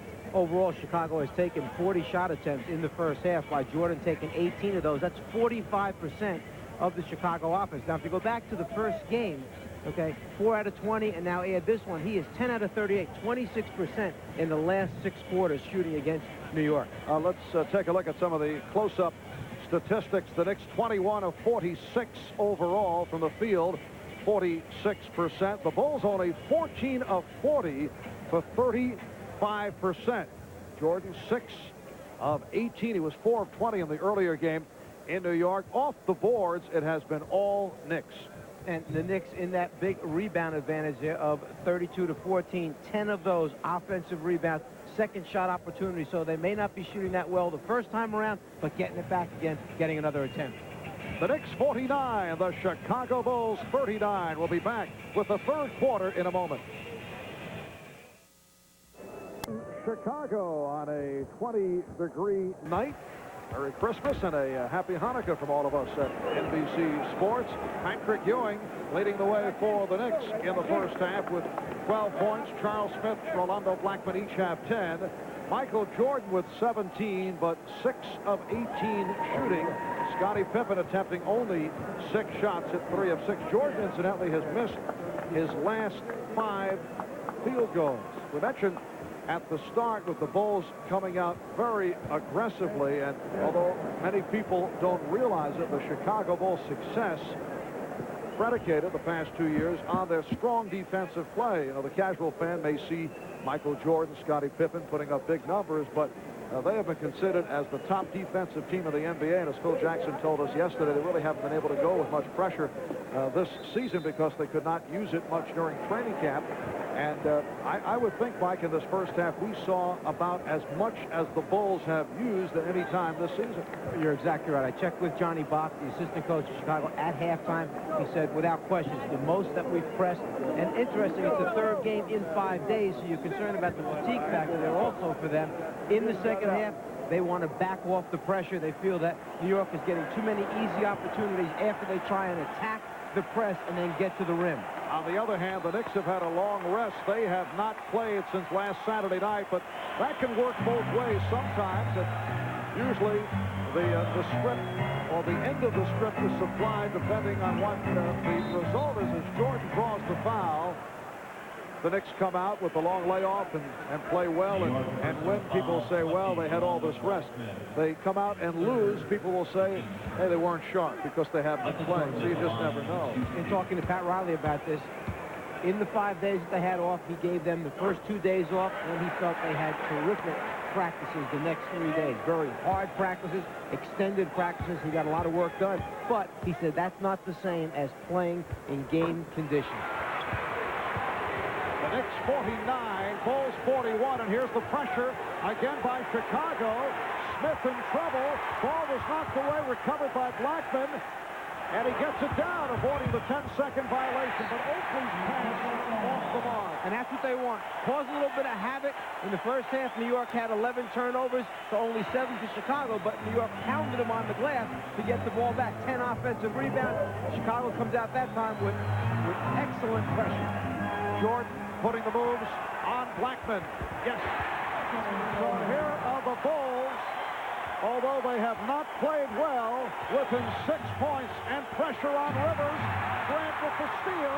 Rivers knocked it away. Loose ball foul being called. Bruce Alexander checking with Ted Bernhardt, who is closer to the play. He calls it on Horace Grant. Well, so much for backing off the pressure by Chicago's defense. And sometimes you have to play for that particular moment. Phil Jackson feels the energy here with the crowd, feels the players are into it, so he leaves the press on and comes up with some good things, some positive things for the Chicago defense. A minute gone by, third quarter. The Knicks have led by as many as 14. They now lead by 6. Blackman goes down. Pippen for Armstrong. Rebounded by Grant. Jordan. Pat Riley wants a 20. The Knicks lead is down to 4. As Pippen led that last fast break, Jordan was on the left wing calling for the basketball. He knows that he feels it right now. Pippen went to the corner with the pass to B.J. Armstrong. They eventually got it back to Michael Jordan, who has his stroke right now. You try to look for the guy with the hot hand. Cartwright sets the screen. Blackman gets caught going behind it. It gives Michael a clean, clear look at the rim.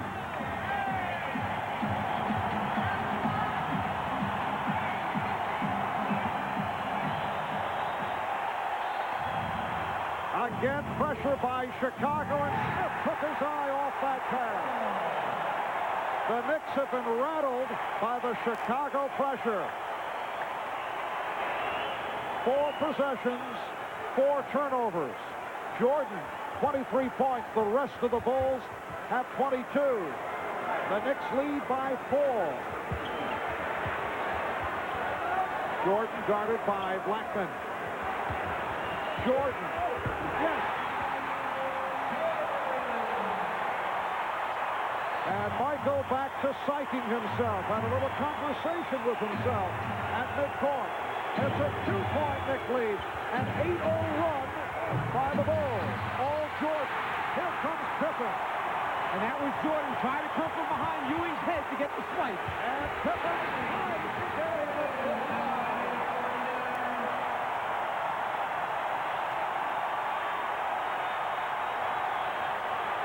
Unanswered by Chicago.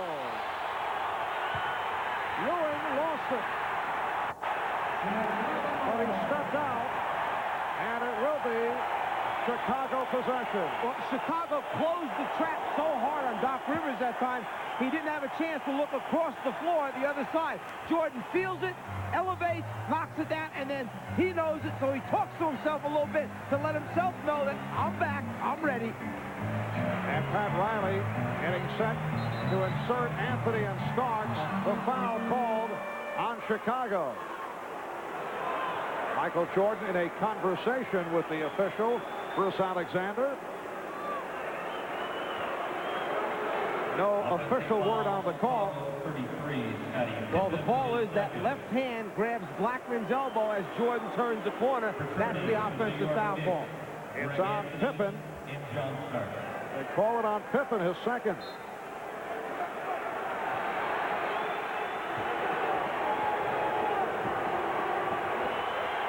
Run by the Bulls. 8 of the 10 points scored by Jordan. Starks trying to get it down low. Ewing this time successfully saves it. Had an adventure in the first half where he tried that and ended up ricocheting off Horace Grant and hit Ewing. Well, going back to that last call that I thought was on Michael Jordan, Jordan went over to the official. He thought it had been called against himself, and obviously both of us are wrong on that. Smith can't find anyone. So Anthony and Starks joining Blackman in a 3-guard setup. Here's Anthony. Starks retrieves. Ewing. Rebound, Jordan. Game tied at 49. Jordan. And Blackman able to race it down. Starks played by Jordan. Knicks led by as many as 14, but the Bulls have come out with a surge. And the Knicks cannot hit.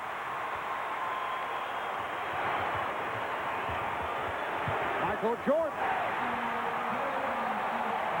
So Michael has turned it around from the 6 of 18 in the first half, and he's given Chicago the lead.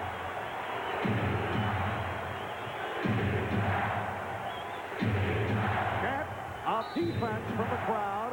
Charles Smith taken down. Foul committed by Horace Grant. That's number 4 for Grant.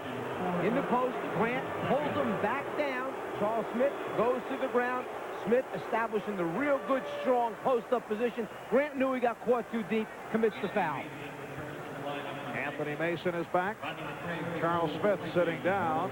Leads with 10 points. Rodney McCray for Horace Grant. Horace quiet offensively. Only 1 field goal, 1 of 5 from the floor. Knicks trying to establish Ewing. And they do. Patrick Ewing with a gorgeous move. He has 14. The game is tied at 51. And Pat Riley feels the energy that Chicago has in its defense. So by making these substitutions, he's put guys with a little more speed and quickness and ball handling ability on the floor. And the foul called on Starks. Starks was trying to get to position, but could not. That's 3 on Starks. John Starks is noted as a solid defensive player, but he's had trouble with Jordan because of the strength of Jordan. Well, he knows that when Michael gets down to a certain point on the floor because of size and strength, he just goes through him all over him. As he does right there, but could not finish it off. Blackman from deep. Rebound Cartwright. Knicks and Bulls tied at 51. Chicago opening this third quarter with 10 unanswered. Pippen. Bulls by 2.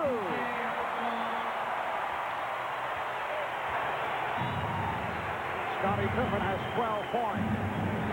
5 minutes gone by in the third. Bulls have outscored the Knicks 14-2 in the third. Ewing battles for position against Cartwright. Cartwright jumps out. Ewing double team, gets it to Mason. What a pass from Ewing. And Mason has tied the game at 53. McCray gets down. Ewing got a piece of it. Looks like Ewing hurt his hand. Anthony off the hesitation dribble. Firing a brick. Last touch by Chicago. And a timeout is called by Phil Jackson with 6:34 remaining. Third quarter. The NBA on NBC is brought to you by Ford and your Ford dealer. Have you driven a Ford lately? By Nicoderm, nicotine transdermal system. Ask your doctor about Nicoderm. And by Coors Light, the silver bullet is the right beer now. Welcome back to Chicago on Christmas night with the Knicks and the Bulls tied at 53 halfway through this third quarter. Patrick Ewing has taken shots in the jaw in 3 out of the last 4 games. And Mike, he said with affection that he was really looking forward to tonight's meeting with Bill Cartwright, who does have a way of connecting with elbows from time to time, kind of stumbles into you and causes injury. That's the last guy you want to meet up with after taking a few elbows to the jaw. Nick Ball, 15 on the 24. Starks wide open. Starks got off well early, but has had his difficulties. He's missed his last 5. McCray now up front with Cartwright and Pippen, Jordan, and Armstrong in the backcourt. Here's B.J. Armstrong. B.J. Armstrong has shot well the last 5 games. That his first field goal. The Bulls 55 and the Knicks 53. Well, in 15 minutes of the first half, B.J. Armstrong only 1 field goal attempt. You got to get him shots. Starks looking to shoot his way out of it, and he's tied the game at 55. 9 points for John Starks. The Bulls come in at 17-7, leading the Central Division. 3 games over Cleveland. Cavaliers have won 7 in a row. Last year at this time, Chicago was 20-4. Armstrong for 3. Oh, it's a 2. They change it to a 2-pointer. foot on the line, but BJ has hit the last two. The Bulls now lead 57-55. And because BJ had hit the prior shot, they let him be the feeder to Michael Jordan on the post-up that time. They played a two-man game inside out with Jordan and BJ. And Mason able to pull his way on McCray. 5 points for Mason, along with 11 rebounds. The game is tied at 57 in what has been a terrific third quarter.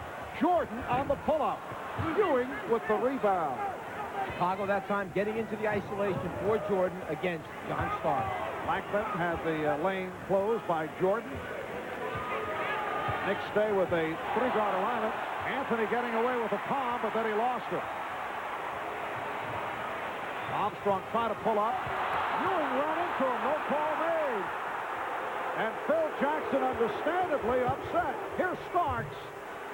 Ewing tried to put the brakes on, made the contact, but there was no foul call. Normally, that's one of those plays where, because it's incidental, the official will call it at first, but when you lose control or possession of the basketball, then blow a late whistle.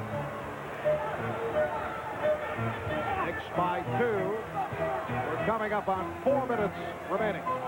Third quarter. Jordan. Starks tried to draw the foul, hit the deck. Michael Jordan now 10 for 26.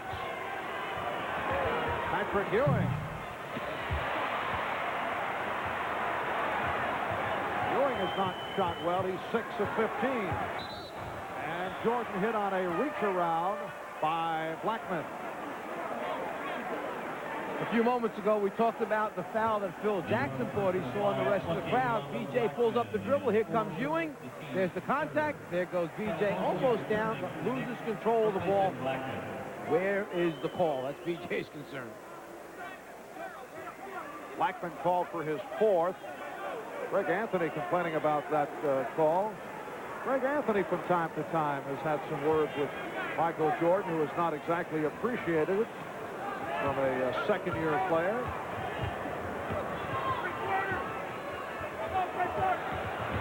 Three and a half left in the third. Knicks lead by 2 points.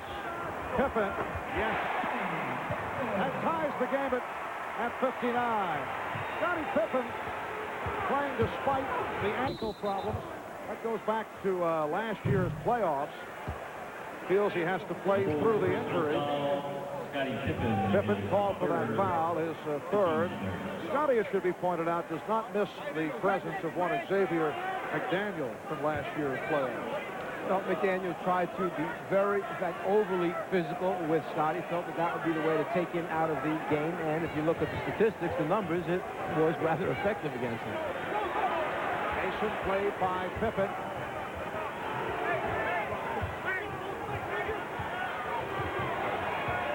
Pippen jumping out on Anthony. Starks for 3. Yes. John Starks with the three-pointer, his first of the night. He has 14. The Knicks now lead 62-59. Knicks settling down after the Bulls came out on fire at the start of this third quarter. They scored the first 10 points of the quarter. Coming into this game, Starks led the Knicks in three-point attempts, 49. The next closest player, Doc Rivers, with 18. Here's Jordan with the shot clock running down. The tip missed by McCray. He had 2 opportunities. Pippen gets to it. Cartwright. The Knicks 62. The Bulls 61.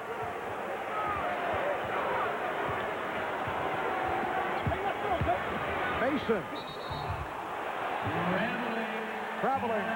Violation on Anthony Mason.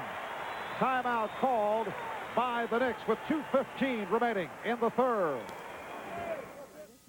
Wouldn't it be great if you could afford a... Ahmad Rashad here in Chicago Stadium, and seeing that this is Christmas, here is a very nice Christmas story. Now, Michael Jordan has a lot of fans here in Chicago Stadium, but none bigger than this young lady right here, Carmen Villafane. A few years ago, Michael found out that she didn't have a good seat here at the stadium, so he arranged for her to be able to sit behind the bench. And since that time, she has missed 5 games in 3 years. All right, Ahmad, Michael Jordan starting out with the big rush in the third quarter. He scored Chicago's first 8 points. They reeled off a 10-0 spurt. They outscored the Knicks 14-2 at the start, and then the Knicks able to get back into it. Ewing jumping out on a switch.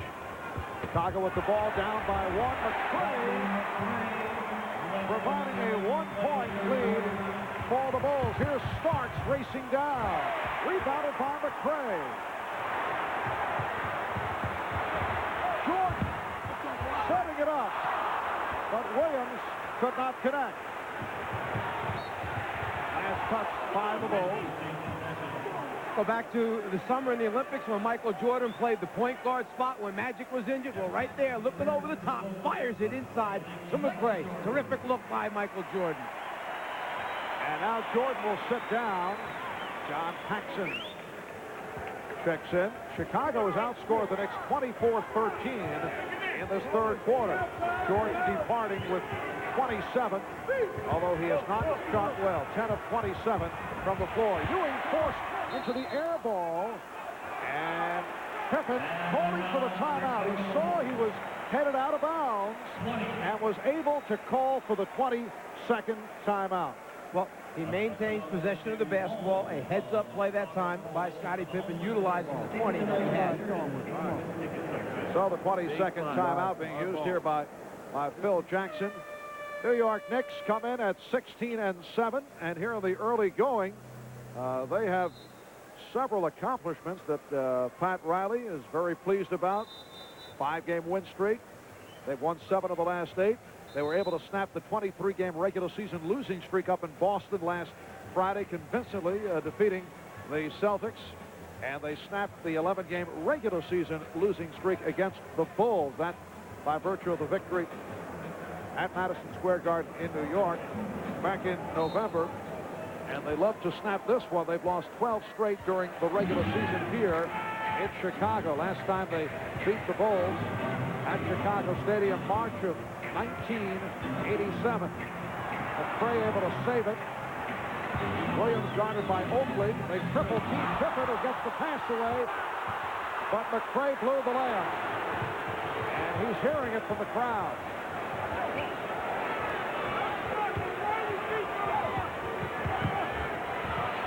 Starks had trouble with Paxson. Shot clock down to 10. Mason back to the basket against McCray. Shot clock at 3. Anthony has to pop it. Chased by Mason. Knicks get the new 24. With this group on the floor right now, New York is searching for exactly where do they want to go to get a shot besides Patrick Ewing down in the low post. Starks. Rebound Oakley looking for the putback. Last touch by Scott Williams. Down to 21 seconds remaining in the third quarter, and the Knicks will throw in.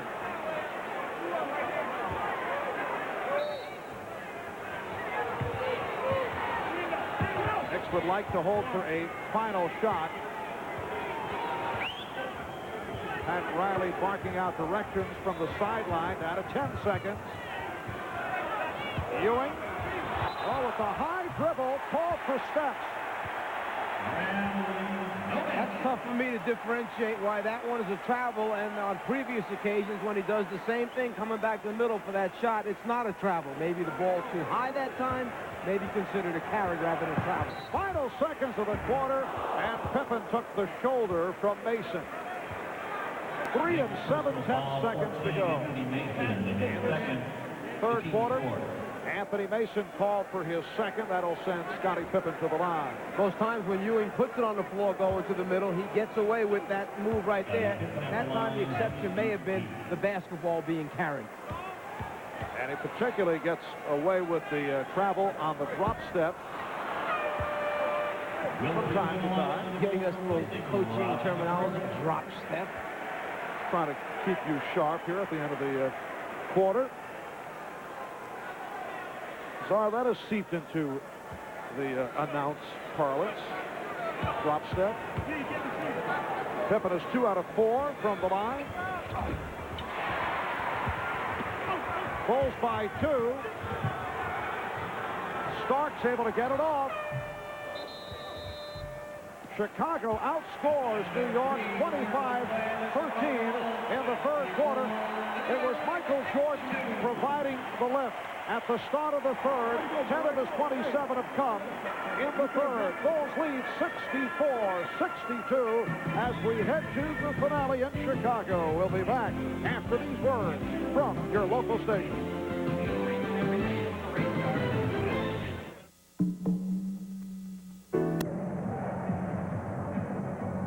Well, the building rocking Chicago Stadium on Christmas night. Marv Albert, Mike Fratello, Ahmad Rashad, Hannah Storm.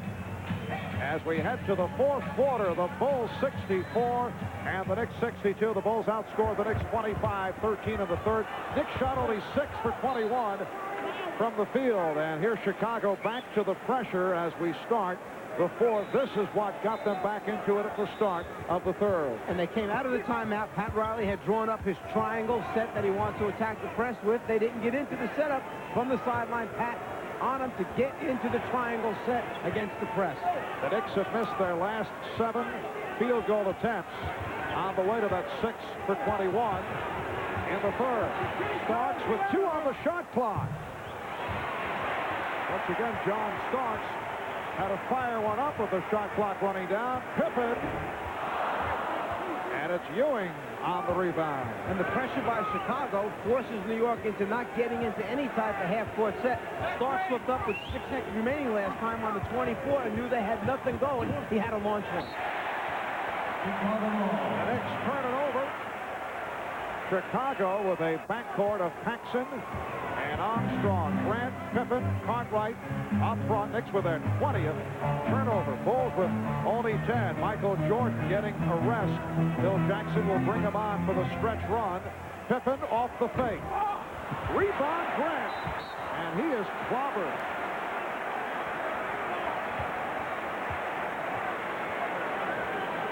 Chicago starting to assert itself a little bit on the boards, getting second and third shot opportunities. That time Grant doing what he does so well, get after the ball on the glass. Give us another chance. Ball also clipped Bill Cartwright in the face. Horace Grant with his 4th point. He was fouled by Patrick Ewing. 3 on Ewing. 3 on Smith. Blackman sitting down with 4. Starks and Rivers each have 3. The foul rundown for Chicago. 3 apiece on Cartwright, Armstrong, and Pippen. 4 on this man, Horace Grant. Grant knocks both down after shooting just 51% from the free throw line up to this point this season. Pressure again by the Bulls. They lead by 4. Ewing's pass picked off by Pippen. Grant took a shot. He's hurt. He remains in the backcourt. Bulls are going 4 on 5 in this sequence. Horace Grant shaken up. He's down at the other end. Shot clock at 5. Grant taking the goggles off, trying to hang in at the defensive end now. He's trying to recover from a short elbow that he caught in the chin. I think it was Oakley who wound up delivering the blow. Starks turned back. Armstrong moving on Anthony. Rejected by Greg Anthony. What a play by Anthony. 2 minutes gone by in the 4th quarter. The Bulls lead 66-62. But it's been a long time between field goals for the New York Knicks. Not a good shot by Ewing. 0 for the last 10. The Knicks 0 for their last 10 from the field. Well, it seemed like there was a stretch of 2 or 3 minutes there when New York just kind of floundered around. They didn't know what they wanted to do offensively. They seemed to lose a little bit of the emotion that they had in the first half. Armstrong. The Bulls with their biggest lead of the night, and Pat Riley wants to talk it over.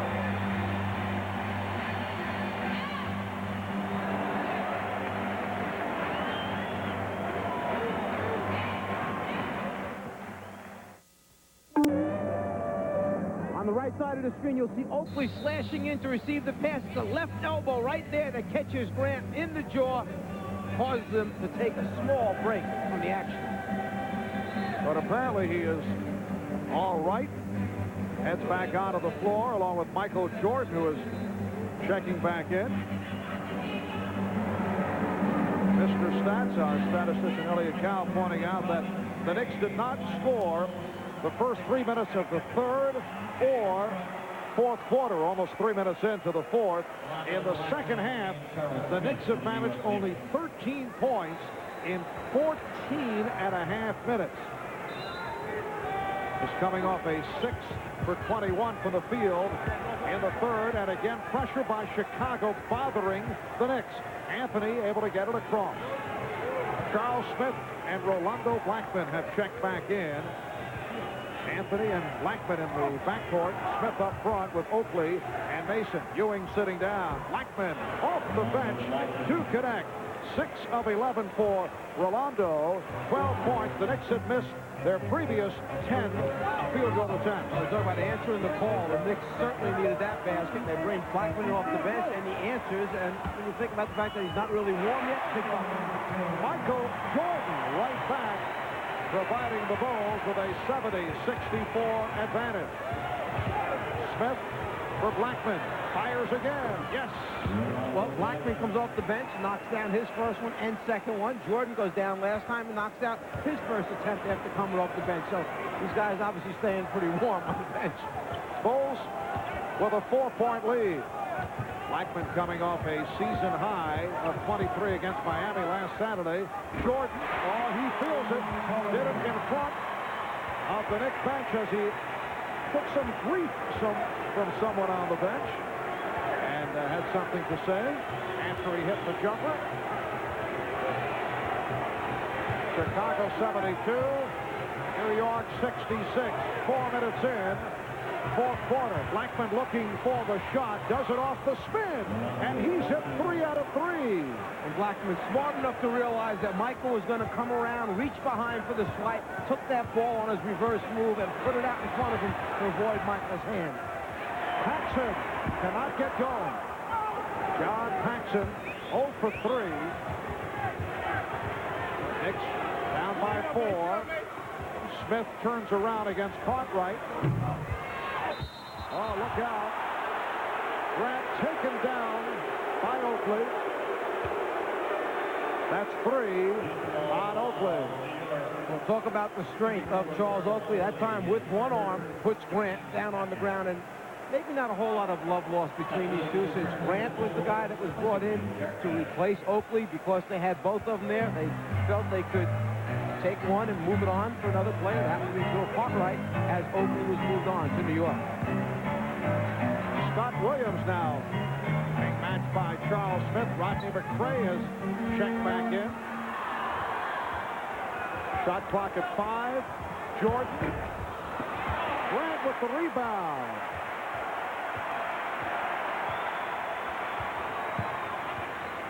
Paxson rejected by Oakley. Blackman was looking for the jumper. Smith off a double team, called for the offensive foul. For Charles Smith, number 4. Timeout is called. 6:44 remaining. Fourth quarter, the Bulls by 4. This may look like a typical night beer, and some typical friends enjoying a typical day in the park.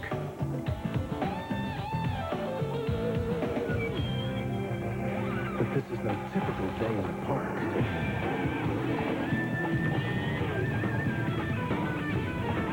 And this doesn't taste like a typical light beer, because this is cold filtered Miller Genuine Draft Light. So there's nothing typical about it. Miller Genuine Draft presents Genuine Moments. Tonight's moment takes us back to the 1986 Christmas game between the Knicks and Bulls. 6 seconds left. Trent Tucker's shot converted by Patrick Ewing, a buzzer basket to give the Knicks a dramatic 86-85 win. In recognition of this great moment, Miller Genuine Draft will donate $1,000 to the Thurgood Marshall Scholarship Fund. Patrick Ewing struggling here in the second half. He has hit only 1 of his last 8 overall.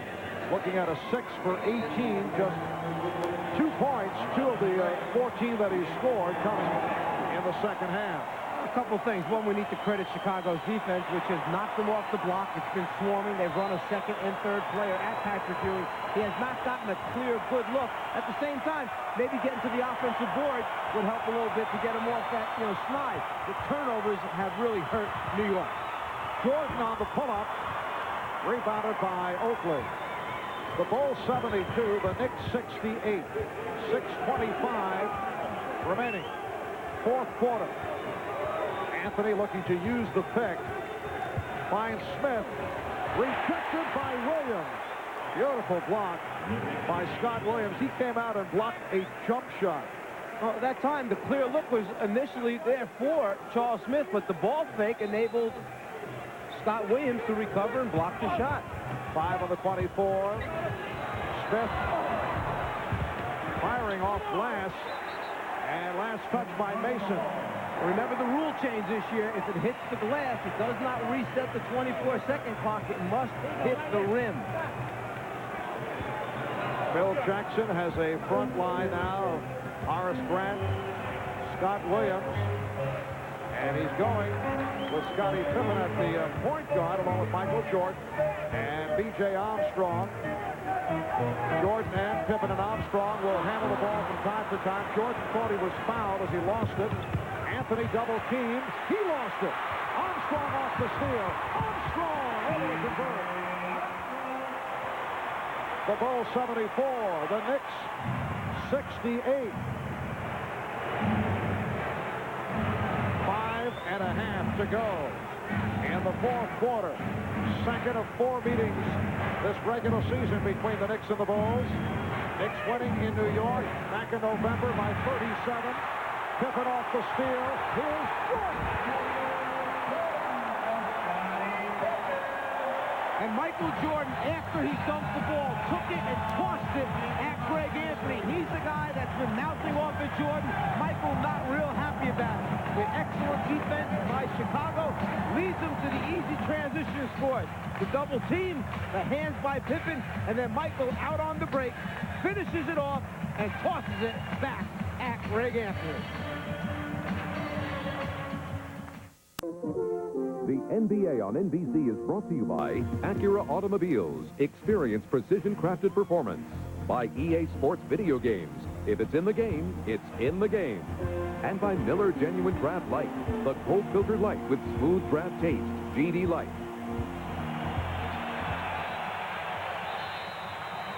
Well, after Michael Jordan hit that stuff a moment ago, he flipped the ball in the direction of Greg Anthony. Michael has not been a great fan of 3 Knicks in particular, Greg Anthony, John Starks, and Anthony Mason. Referring to those 3, said those guys are unbelievable. They're 3 of the cockiest guys in the league, and they've only been in the league for 2 years. They've still got a lot to prove. That in a piece in New York Newsday written by Jan Hubbard. Starks missed the stop. Here's Pippen. Fouled by Rivers. When a team presses you, you want to attack and go for the score. You get the numbers, you take it strong. You can't do much better than this. Starks taking it right up into Bill Cartwright's face. The problem is you have to put the ball in the basket. So Scottie Pippen to the free throw line. He's 4 of 6 from the line. Michael Jordan telling us before the game he's just not enthralled about the overconfidence, or as he put it, the cockiness of Greg Anthony and John Starks and Anthony Mason. But that has been the style of the Knicks, although Pat Riley tried to calm those 3 down. That's what led to the benching earlier this season. You don't want to take away a player's confidence. You want him to play with supreme confidence, but at the same time, you don't want him causing problems and mouthing off. And I think Jordan's point was, what have they accomplished so far in this league that they've got the right to be mouthing off of people? All 3, though, have settled down and have played well. Grant called for that foul as 5th, and Mason to the line. Anthony Mason with 15 rebounds, but has not shot well. Been a quiet night for Horace Grant, only 5 points. Knicks free throw shooting in the fourth quarter has hurt them. It has not been the same down the stretch. In contrast to earlier in the game. The Bulls lead 77-69. And the New York Knicks was stuck on 68 since the 7:24 mark. Finally get a point up on the board. Knicks have scored only 20 points in the second half. Traveling violation. Michael Jordan called for the travel.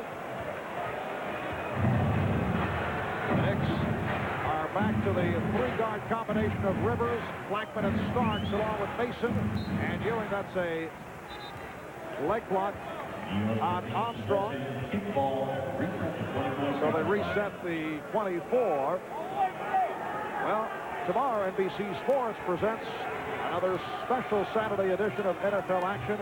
The LA Raiders and the Washington Redskins. The Redskins go into the last weekend of the season, still trying to clinch a spot in the playoffs. Nice pass from Ewing. Mason is fouled by Pippen. Bob Costas, NFL Live, getting it underway, 3:30 Eastern Time tomorrow. Good inside position that time by Mason. Pippen tries to come over the top from behind, but called for the foul. New York trying to surround Ewing and the floor with three-point shooters now in an effort to make up points quickly. Well, I mentioned the difficulties of the Knicks at the foul line in the fourth quarter. A marked difference, combining for 68% in the fourth quarter as opposed to their normal free throw shooting, which isn't wonderful. This is a Knicks team that has had problems at the line the last few years. Bulls lead 77-71, just under 4 minutes remaining in the game. Shot clock to 3. Now to 1. Armstrong. Ewing trying to control it. And it was deflected out. It'll be Chicago ball. Ewing deflecting it out of bounds. And a timeout is being called by Chicago. 3:44 to go, fourth quarter. We'll be back to Chicago Stadium after these messages. Pat Riley was complaining that Michael Jordan touched it last. But yes, Michael touches it there, but Ewing touches it there and last. Excellent call by the officials.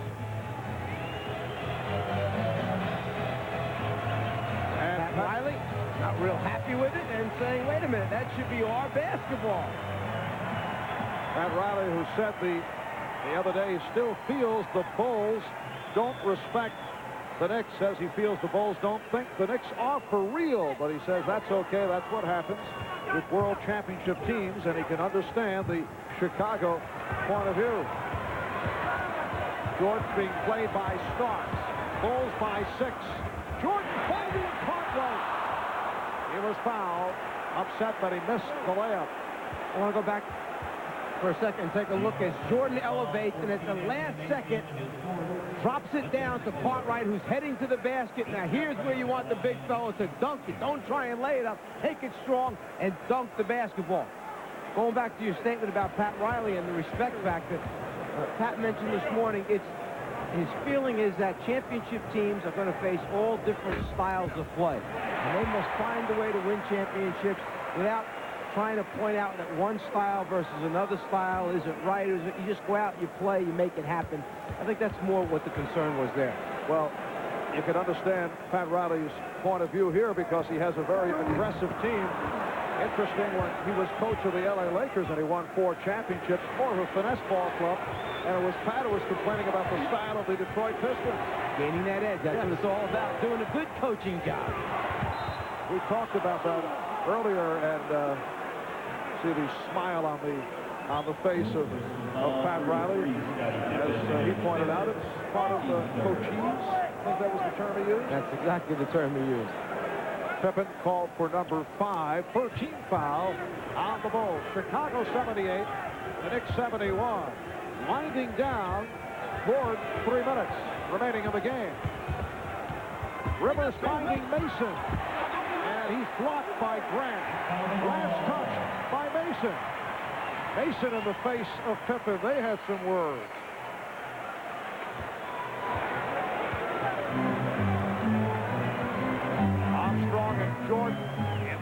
Jordan, Pippen, Grant, Cartwright up front. The Knicks in one stretch went over 6 minutes without a field goal. They missed 10 shots in a row. Pippen. Oh, Ewing with a terrific move to get to that rebound. Jordan hanging back, Ewing being very careful with the ball. Michael, the one-man press in the backcourt by himself. Knicks trailing by 7. The steal by Jordan, and he was pushed by Ewing, who lands up in the lap of Santa Claus. How nice. Well, Jordan anticipates, backs off, and gets a hand in the passing lane, and with a little help from Patrick Ewing, Michael gets the chance to meet Santa himself today. Ewing called for the foul. Extracurricular activity for Santa. You think he's tired at this point? You know, it's been a busy night last night, and here he is helping out Michael. I think he's had a very long 24 hours prior to this. He's entitled to have the night off, and what's he want to do? He wants to come and watch an NBA basketball game. Michael Jordan, 7 for 9. Obviously rattled by going face-to-face with Santa. He has 33 points, but has not shot well. 13 of 32 from the field. The most shots he's attempted in a game this season the other night when he scored 57 against Washington, but he was 22 for 37 for the 57 points. Blackman going to option number 4, and Mason and Grant pushing and shoving. And commend both players there for regaining control of themselves. They were battling under the glass, trying to establish position. They got tangled up. They reacted. They started to go after one another, but then smart enough to realize that that's not getting them anywhere but a little bit of lost money out of the bank account. Scottie Pippen called for that foul. That is his 6th. He leads with 16 points, 9 rebounds, 5 steals. And here's it from the crowd.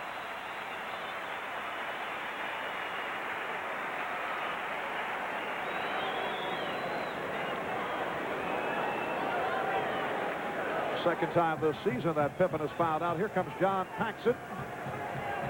A reminder, viewers in the Pacific and Mountain Time zones, stay tuned for something for the entire family.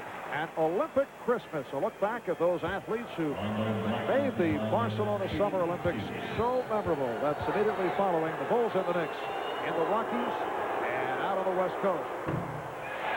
Rolando Blackman missing on his first free throw attempt, and he is usually an excellent foul shooter. 4-piece on Blackman, Smith, Mason, and Ewing. Pippen fouled out just a moment ago. Grant has 5. 2:12 remaining in this fourth quarter. The Bulls 79, the Knicks 71.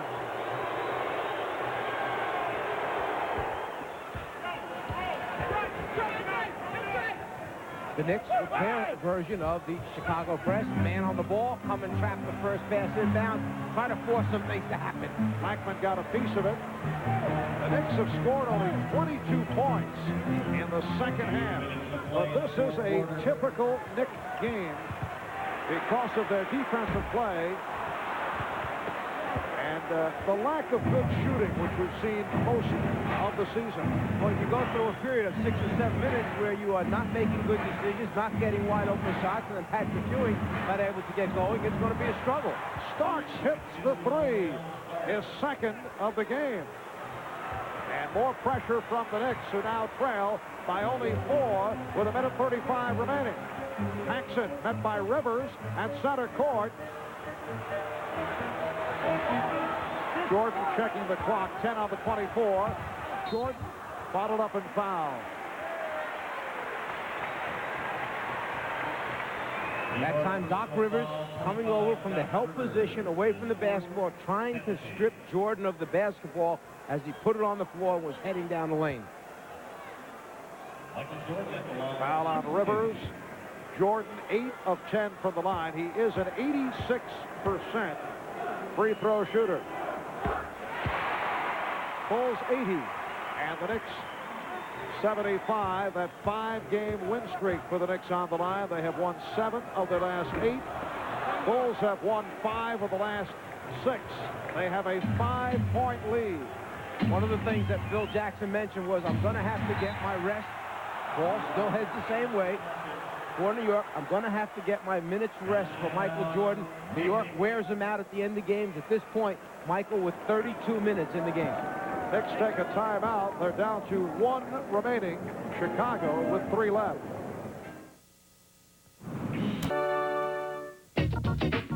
Hey, an NBA game. Oh, what a night. What a crowd. Oh, I'm glad I took a shower. Whoa. Right over press row goes Dennis. Oh, this is like my wedding night. Gonna break away and drops it out of bounds.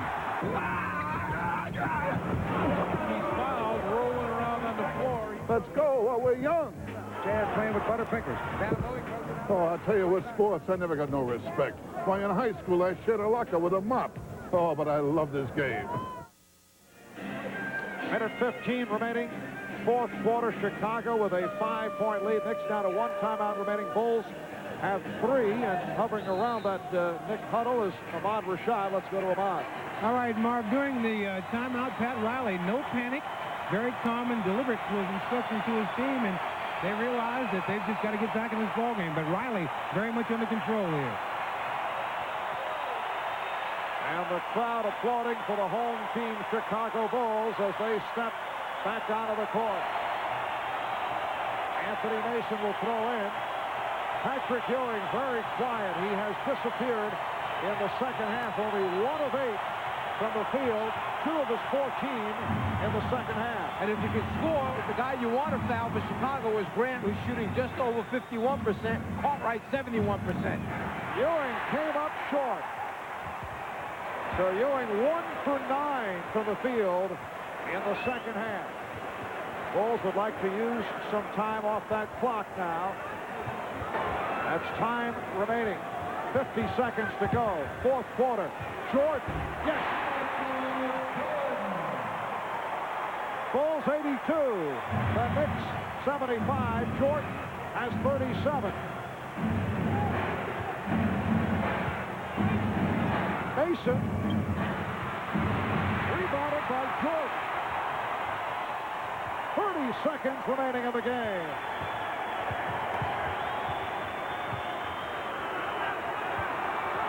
The steal by Rivers. And he's fouled. Michael Jordan was standing out close to the half-court line, begging for a timeout when he saw his teammate in trouble. Actually had his hands in the position for at least 3 seconds. No one recognized the timeout that Jordan was trying to call. That's why, as a coach, you tell your players, don't stand there if you want it. Run to an official and put the hands in his face so you make him see the timeout signal. Don't take a chance that he's not looking. Foul called on Cartwright. Chicago over the limit. Rivers to the line. The Knicks' season low was a 76-point game against Detroit back on November the 29th. The Knicks with 76 points right here. Doc Rivers, an excellent free throw shooter. 5-point Chicago lead, and Jordan fouled by Rivers. That is his 5th. 19 and 3/10 seconds remaining. Well, that's the problem. If you let either one of those first 2 outlets catch the ball for Chicago, the one outlet is B.J. Armstrong, shooting 86% from the foul line. The other outlet is Michael Jordan, shooting 86% from the foul line. Both excellent free throw shooters. With a 5-point deficit, New York could have fouled Grant when he came up with that rebound, sent him to the free throw line, and taking your chances on a 51% foul shooter. Instead, Michael Jordan knocked down the jumper to make it a 7-point advantage. Jordan, unusually having some problems at the line. He's missed 4. He's 9 for 13. And a timeout is called. Jordan now has 38 points, but has not shot well. 14 for 33 overall. The Bulls now lead 83-77. A reminder tonight, right here on NBC, following your late local news, NBC presenting a star-studded late-night lineup. First, the Tonight Show with Jay Leno, followed by Late Night with David Letterman, and then a special edition of Friday Night Videos, all tonight right here on NBC. Viewers on the West Coast will see an Olympic Christmas, Barcelona memories after this game. Down to 19 and 3/10 seconds to go. Well, New York has just used up its last timeout. No 20, no more full timeouts. The Bulls still with 3 remaining. So right now, Pat Riley and his huddle covering all the areas. What they're going to do offensively to try and get a quick, good shot. Obviously, if they get the opportunity to shoot a 3, they're going to take it. But you know that Jackson is guarding against the 3-point shot. Then who they want to foul, what defense are they going to go into if they do wind up scoring? In situations like this, you know that the defense is being told, don't foul, don't foul. So let your offensive players take it hard off the dribble, go to the basket, perhaps you'll draw contact on the way, get a 3-point play that way. This is the second part of our special Christmas Day NBA doubleheader this afternoon. The San Antonio Spurs defeated the Los Angeles Clippers 103-94, led by Sean Elliott, who scored 32, David Robinson at 21. New coach John Lucas is now 2-0. And here in Chicago, the Bulls seeking to avenge that 37-point defeat at the hands of the Knicks at Madison Square Garden back in November. Chicago has a delay of game call already against them, so if they tried to use one now and jump over the sideline, it would be a technical foul. In situations like this, teams will take a delay of game to get a look at the sideline play. Mason could not find anyone. He did not have any timeouts remaining. Here's Rivers. That's a 2-point attempt. And Jordan clutches the rebound and then is fouled by Starks. And if Starks would have come up with that offensive rebound, they may have disallowed him because as he went after it, he used his left hand to hang on the rim and tried to cup the ball with his right hand and dunk the follow-up shot. The referees would have probably taken the basket away. Flying in, left hand on the rim, right hand tries to dunk it. Michael Jordan back to the free throw line. He's 10 for 14 from the line. Came up strong in the second half, although as we discussed earlier, under the best possible conditions. Bill Cartwright sitting down. Phil Jackson does not want Michael Jordan to take as many shots as he did tonight. Well, he's taken 33 out of the 79 shots that the Bulls have. Scott Williams with the intercept, and he's fouled by Patrick Ewing. Number 5 on Ewing. Ewing started strong, but has not been able to get anything going in the second half. 1 for 9 in the second half, only 14 points, along with 15 rebounds. Phil Jackson, who the other night with that victory over Washington made it 200 career wins, reaching that 200 victory plateau faster than any coach in the history of the NBA, doing it in 270 games, which beats the mark of Rick Adelman of Portland, who did it at 288. After the last encounter between these two teams when New York beat them so soundly, the question still remained as Michael Jordan goes down and finishes it off. How good are these Knicks? Because they still were struggling on the road, 4 and 6 away from home. Again, they come in here and cannot beat Chicago in the stadium. Yes, a message delivered by the defending NBA champion Chicago Bulls. Michael Jordan, the high man, with 42 on 15 of 34, 17 for Blackman, 17 for Starks. They lead the Knicks. The Knicks win streak is stopped at 5. They drop to 16-8. The Bulls go to 18-7. They've won their last 3, and they have won 6 of their last 7. So the final score, the Chicago Bulls 89 and the New York Knicks 77. Coming up on most of these NBC stations following your local news, it's The Tonight Show with Jay Leno, followed by Late Night with David Letterman and Friday Night Videos. For viewers in the Rockies and on the West Coast, stay tuned now for an Olympic Christmas Barcelona memory. The Chicago Bulls even up the season series with the Knicks at 1-1. The Chicago Bulls to this point have not been overly impressive. They did not have a good first half, but turned it on in the second half to knock off the Knicks. For Mike Fratello, Ahmad Rashad, and Hannah Storm, I'm Marv Albert. This has been a presentation of the NBA on NBC. Across the U.S. to the Far East, Europe, and beyond,